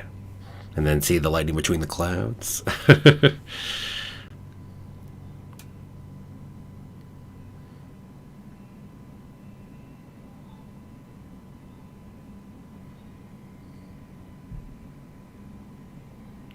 Makes me think of the disaster movies where you have like the earthquake and the land is just splitting right behind you, or the flood that just keeps following you.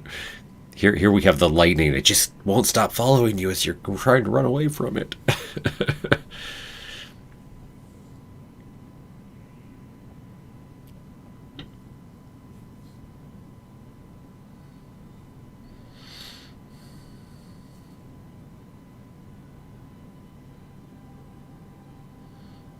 The Vegas eye again.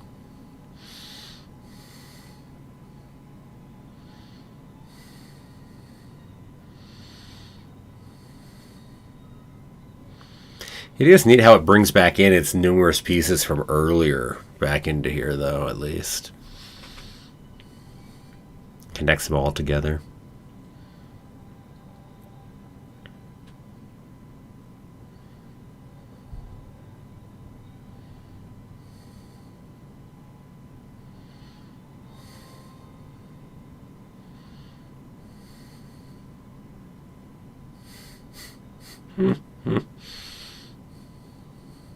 Way to get a splash of color in here.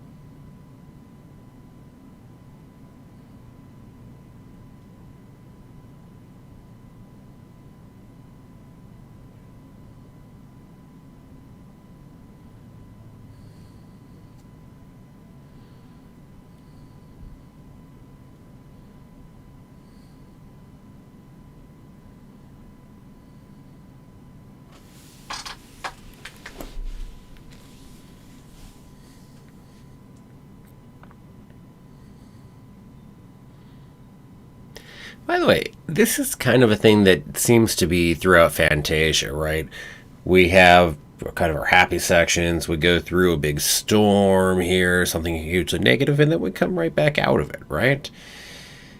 And that feels like some of the things we do in other spots too, like even the Earth history piece, where we move forward in time, we wipe out the dinosaurs, but then we do still have a section beyond that where we then move forward once more.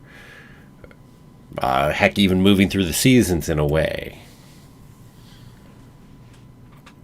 Heck, of course, the famous last piece, although Night on Bald Mountain doesn't really start off happily per se, but it also goes through that kind of an arc.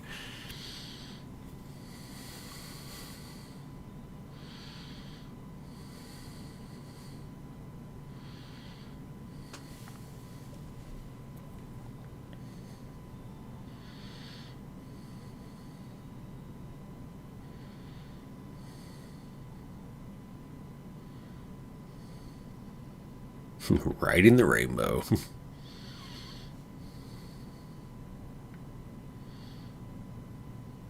How classical and creative Fantasia is. Yes, indeed.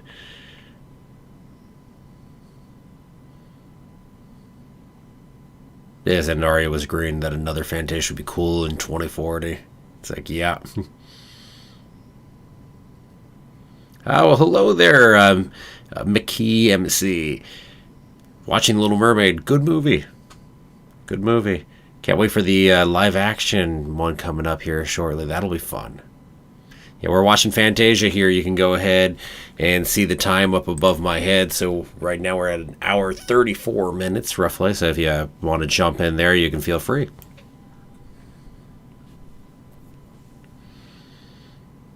We've got 2 more segments left after this. Pretty sure. I don't think I'm missing anything.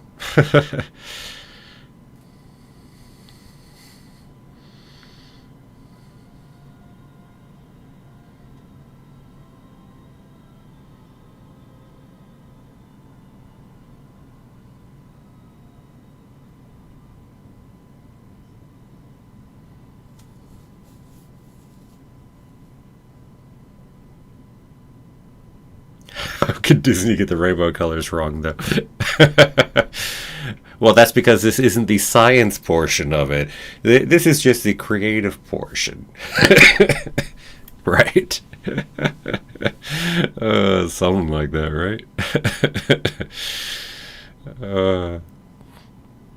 I'm sure that's the excuse on that side if you were to ask, right?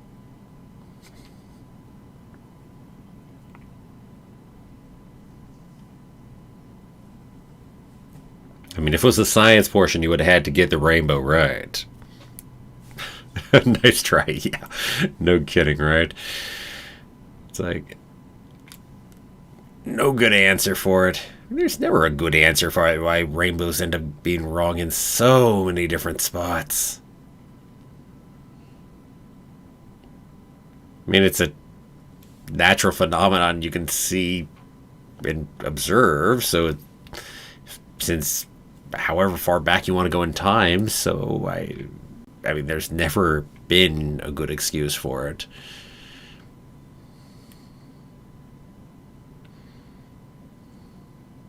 That mountain, that last shot of the mountain just feels almost a little Peter Panish in the island shape for the mountain. No? Is that just me? I'll have to check that sometime.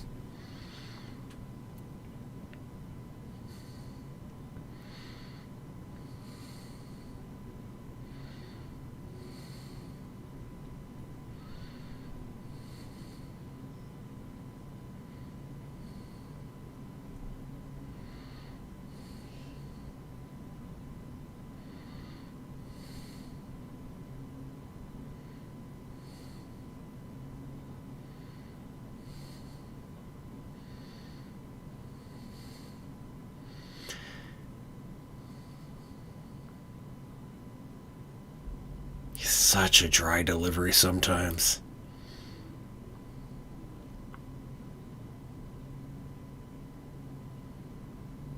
Such a dry delivery. Sometimes he's a bit less dry, but this is certainly not one of those times. Oh, what's interesting is he just says a group of, without telling you exactly who these people are. So you might even go into this section the first time thinking, humans. No. Anything but.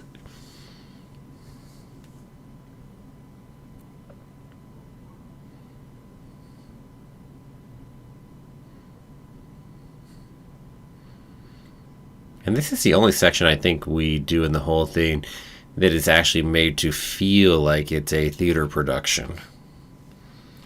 Because, nothing else has that feel of a theater production, but this one certainly does, even with the curtains opening and such. The backgrounds that you can see as if they were actual theater backgrounds, so they're not a real location, quote unquote.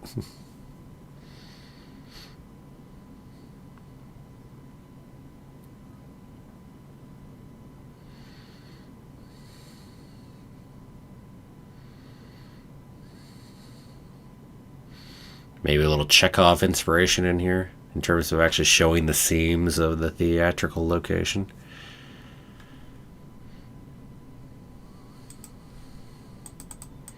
I don't think they'd be using it for the same reason Chekhov did, but...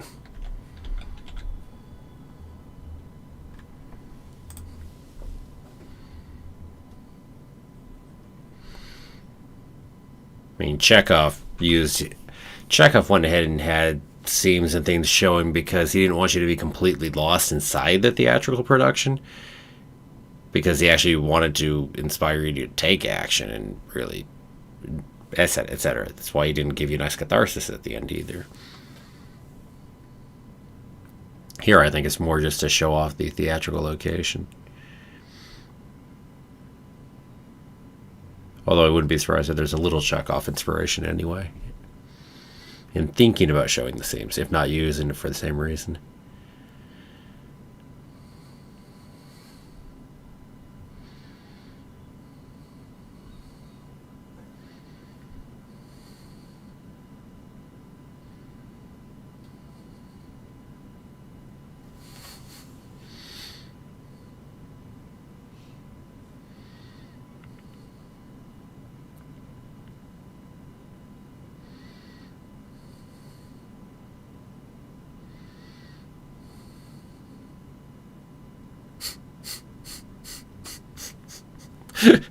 All the unpeeled fruits.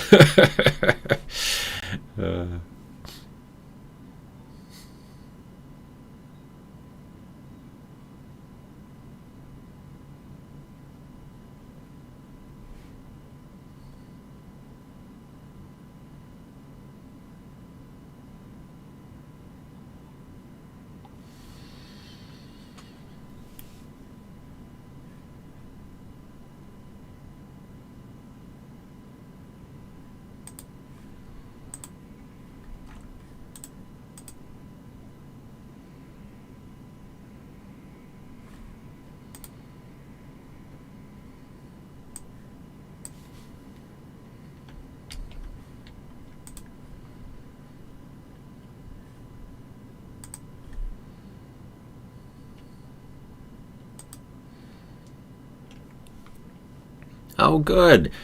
Yeah, I said, I'm definitely excited for the live-action Little Mermaid, too. So we'll see when that comes out, whether it's going to be next year or the year after, or somewhere in there.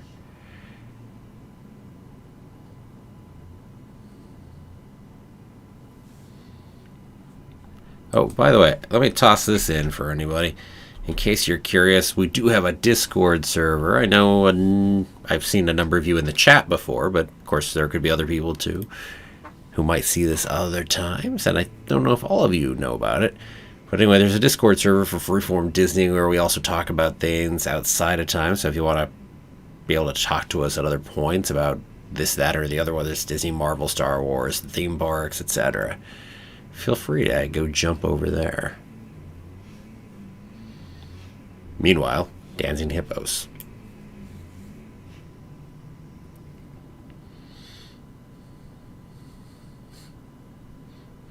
Speaking of live-action adaptations, can you imagine a live-action adaptation of, say, even like just this section right here with dancing hippopotamuses?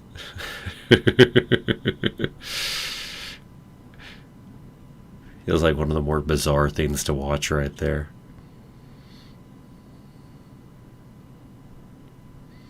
Now I say live action, obviously that'd be live CG per se, quote unquote.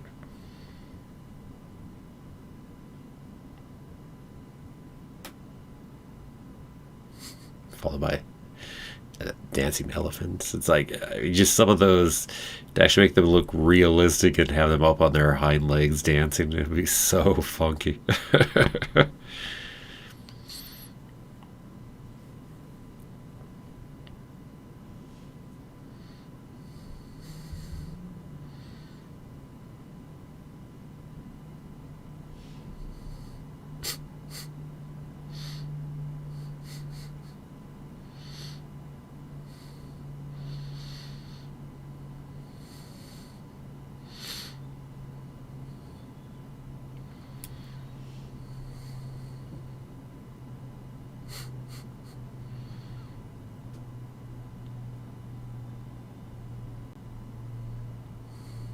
It's about time for the alligators now.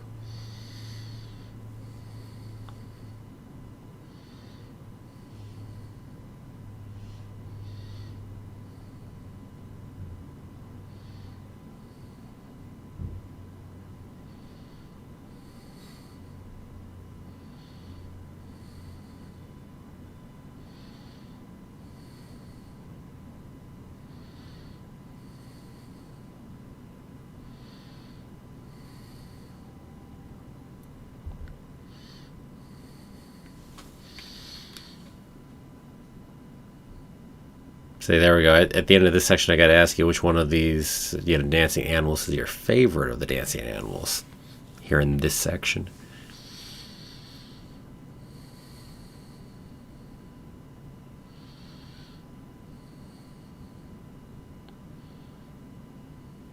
I said you got the ostriches, the hippopotamuses, the elephants, the alligators.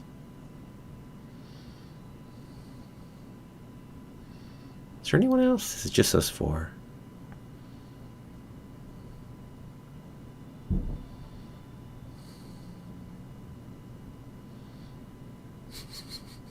The elephants are blasting off again.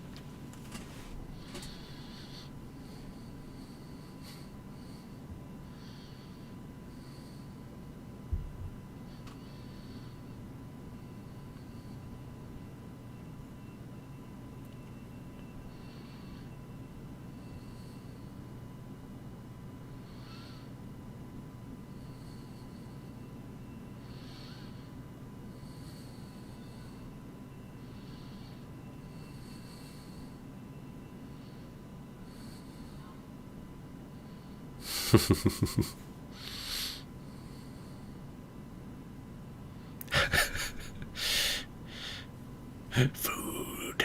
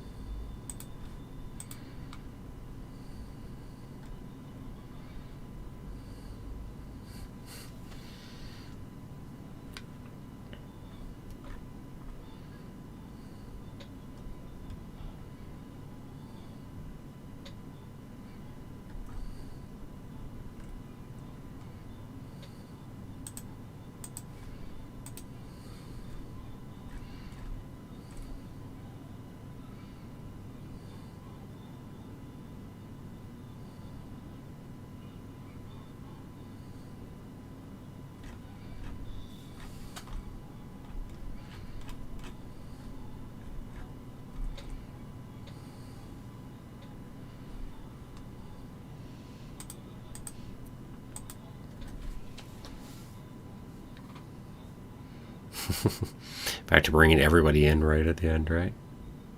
Well, close to the end. Let's see. I'm not sure what you're referring to there, McKay, there. So the live-action Little Mermaid hasn't actually shot yet. It was originally looking at going into production last year, but obviously things got delayed. I know the filming location got set to be over in Italy, and some of that came out recently, but we don't even actually know exactly when they're even starting filming. So given that, it's certainly not coming out until at least next year, but we don't have an exact date yet.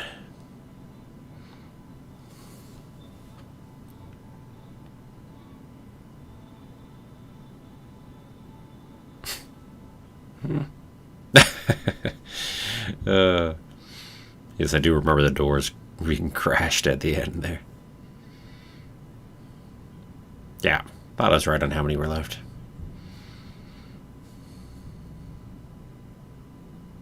Night on Bald Mountain and Ave Maria.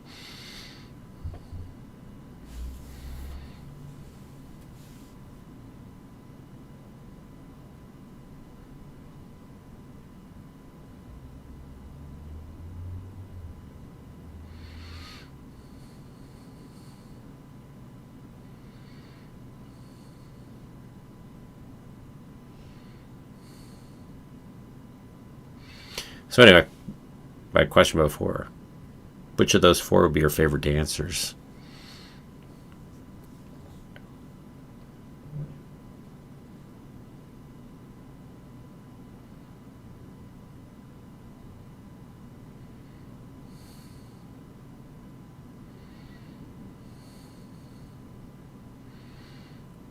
Do you go for the dancing ostriches, the dancing hippopotamuses, the dancing elephants, or the dancing alligators? I think they're alligators, not crocodiles. Someone could correct me if I'm wrong on that one. We got hippos from YouTuber.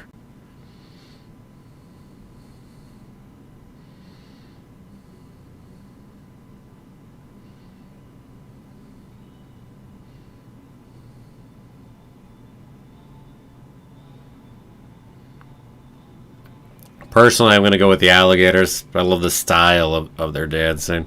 Well, with the capes being brought in and whatnot early on. Just their use of it.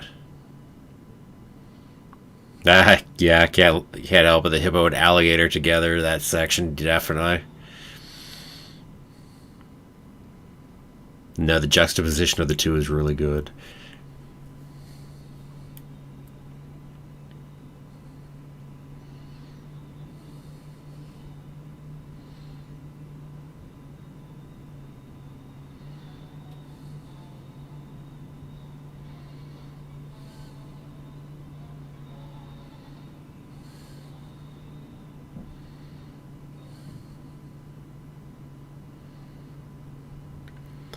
Oh, speaking of, those sections that you could put in for scary moments from Disney movies, certainly Chernobog can easily be tossed in there as well.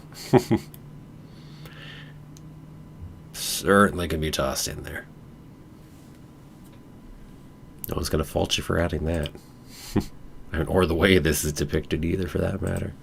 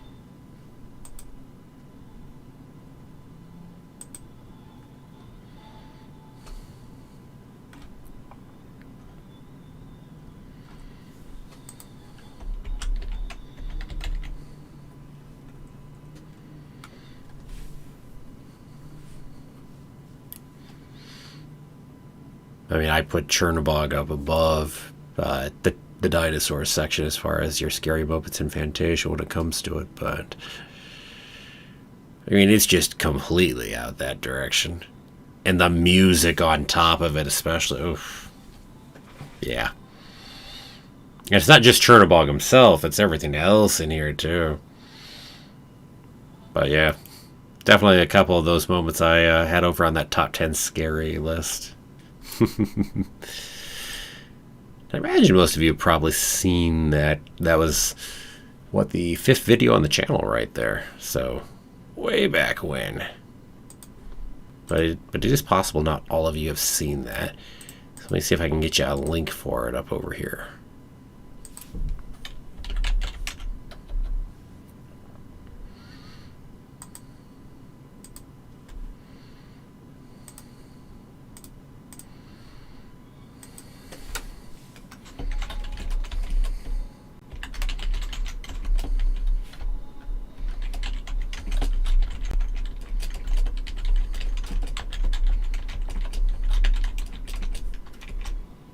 There.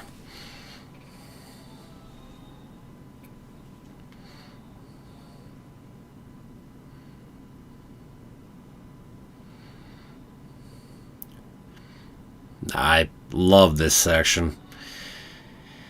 If I've got to talk about what's the best section or the favorite section, Chernobog is one of. Definitely. It's like I still end up going over top of that for the history of the Earth, that portion. But oh, this section, it hits its notes so well, I think. So this might be my second favorite portion from Fantasia.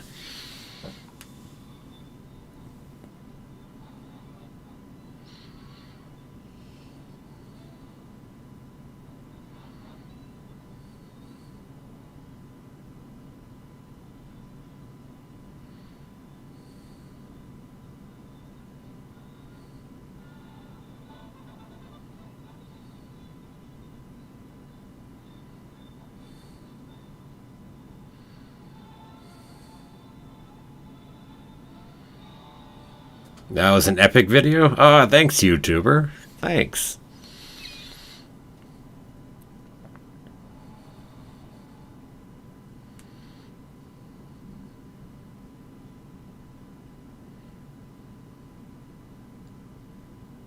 The bells.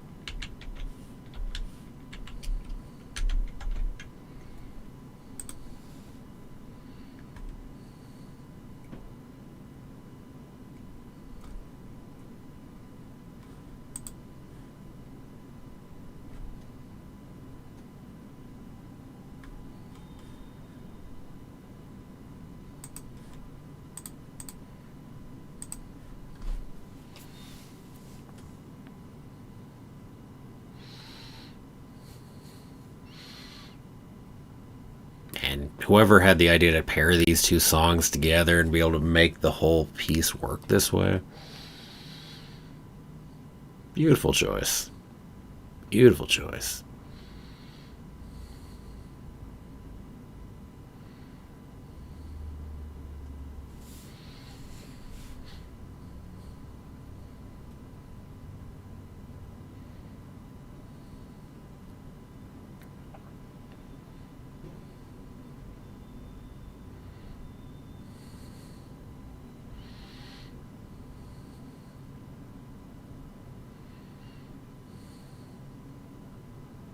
I love how he just becomes the top of the mountain, too.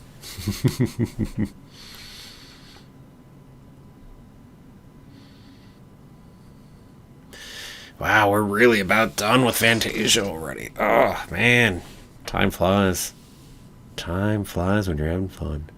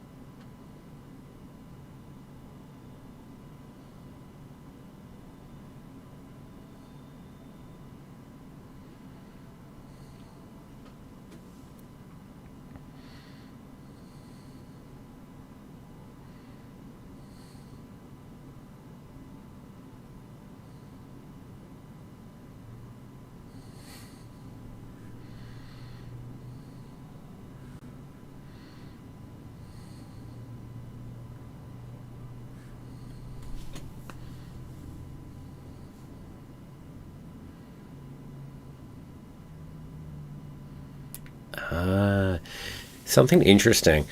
Back in the intermission section, right? Here, when this ends, it's just going to go straight over to our ending in a bit, right? And really, we'll just finish this and go straight to credits. But back in 1990, they actually used the intermission section all the way near the end for that. So you actually, at the end of the song, had their break to intermission. They shifted it back here, 2000 or so? But they actually had shifted it around. They even put the title card for Fantasia all the way at the beginning, even though it originally was in the center, like where we just watched it right now. So some things that you got shifted around and changed a little bit. Heck, there was even a digital recreation of the music back in 1980 or so. They went ahead and redid it just because the music quality was so poor from what they were using from the original. But that actually also got changed, I think, 2000 or so. Somewhere around that time. I think it was 2000. Where they remastered the original as well as they could do. So this is the original music, just remastered as well as it could. So if you hear any imperfections in it, it's just because it's the music from 40 and remastered as well as they could do it.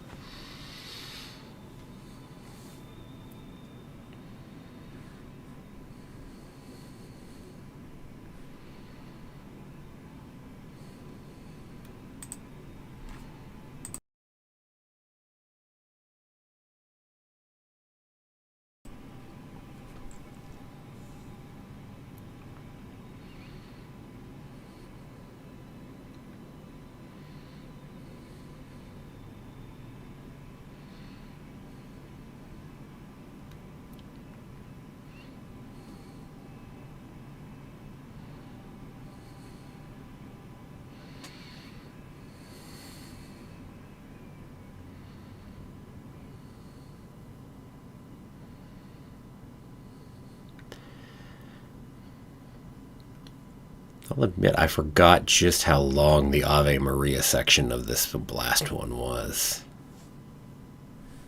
I mean, if I were to give any critique on that last one, I think the Ave Maria section could have been shorter than it was.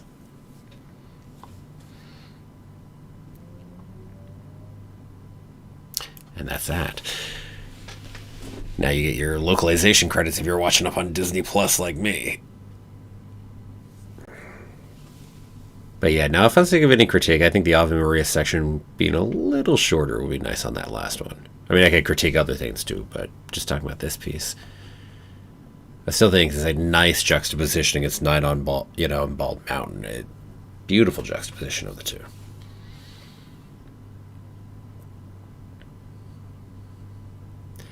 So anyway, we have reached the end of Fantasia.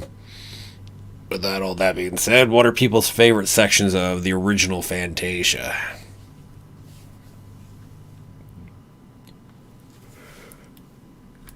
Ooh, excuse me. Favorite part is Sorcerer's Apprentice. Least favorite is Ave Maria. Yeah, I can hear that. I don't think I disagree with the Ave Maria being my least favorite section. I like it as a juxtaposition, but it's just too bloody long. If it were just a minute and a half, I think that'd be better. But instead, that Ave Maria section is like 5 minutes long. Something like that. Maybe more in the 6 minute long period. So yeah, it's just too long for what it is, I think.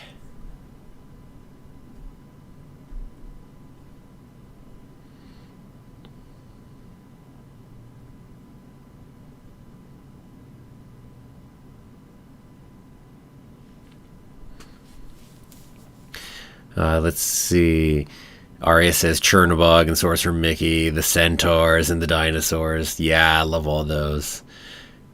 Definitely. Love the Pegasi too when we're talking about that section. Let's see. Oh, and Fred's a great movie, great commentary. Thank you. A lot of faves for Arya. Yes, indeed. Well, there are a lot of good sections.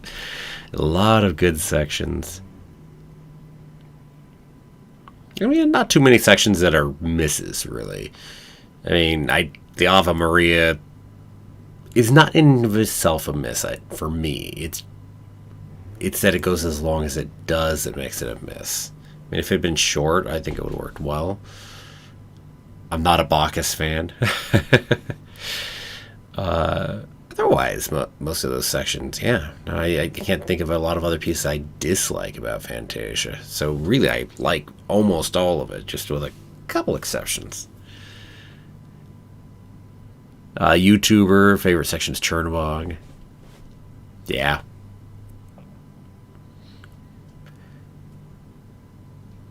Now, if I have to talk about the section as a whole, having just seen it again with Ave Maria included, I think Sorcerer's Apprentice takes my number 2 with the Earth piece as number 1.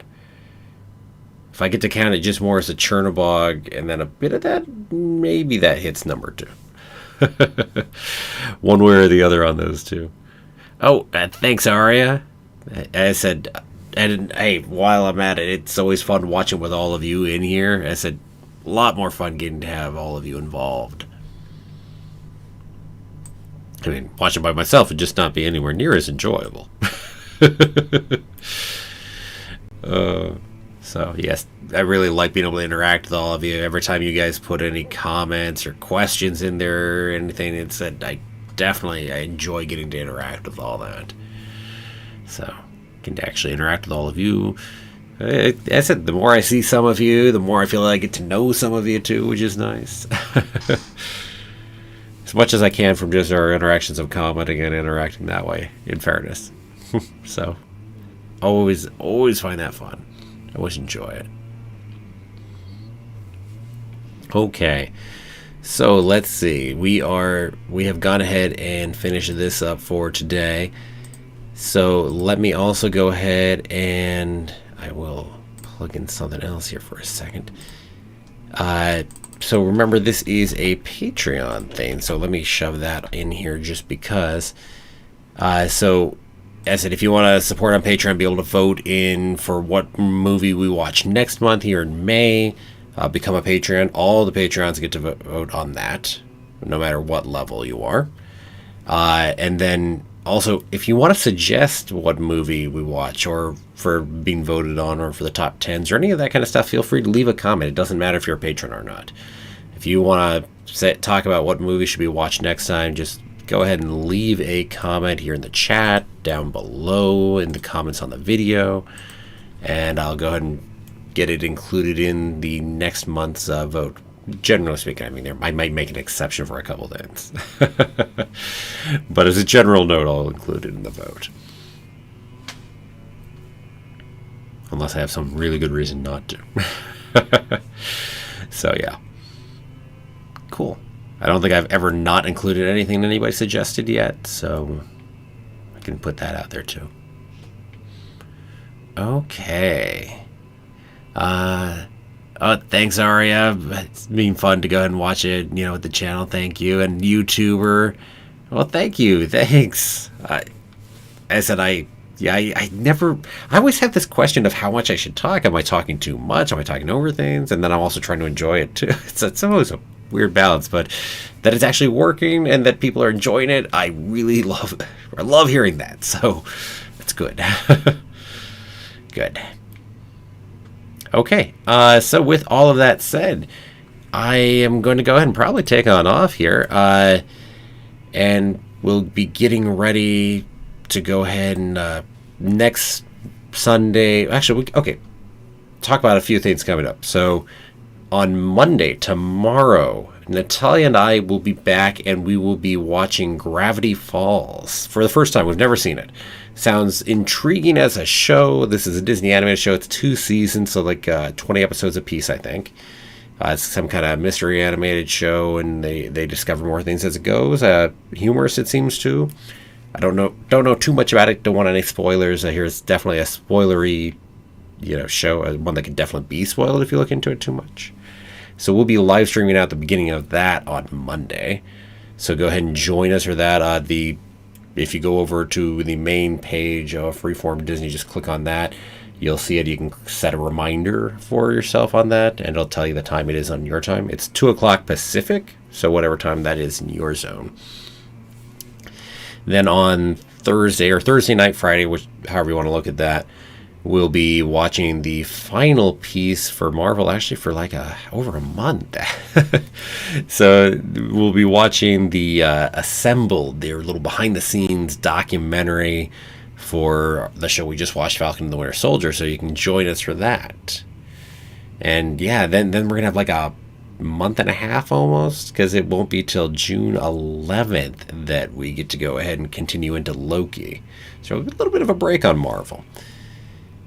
And then for other things for me, a week from today, on Sunday, I will be going ahead and live streaming my character ranking for Star Wars Rebels.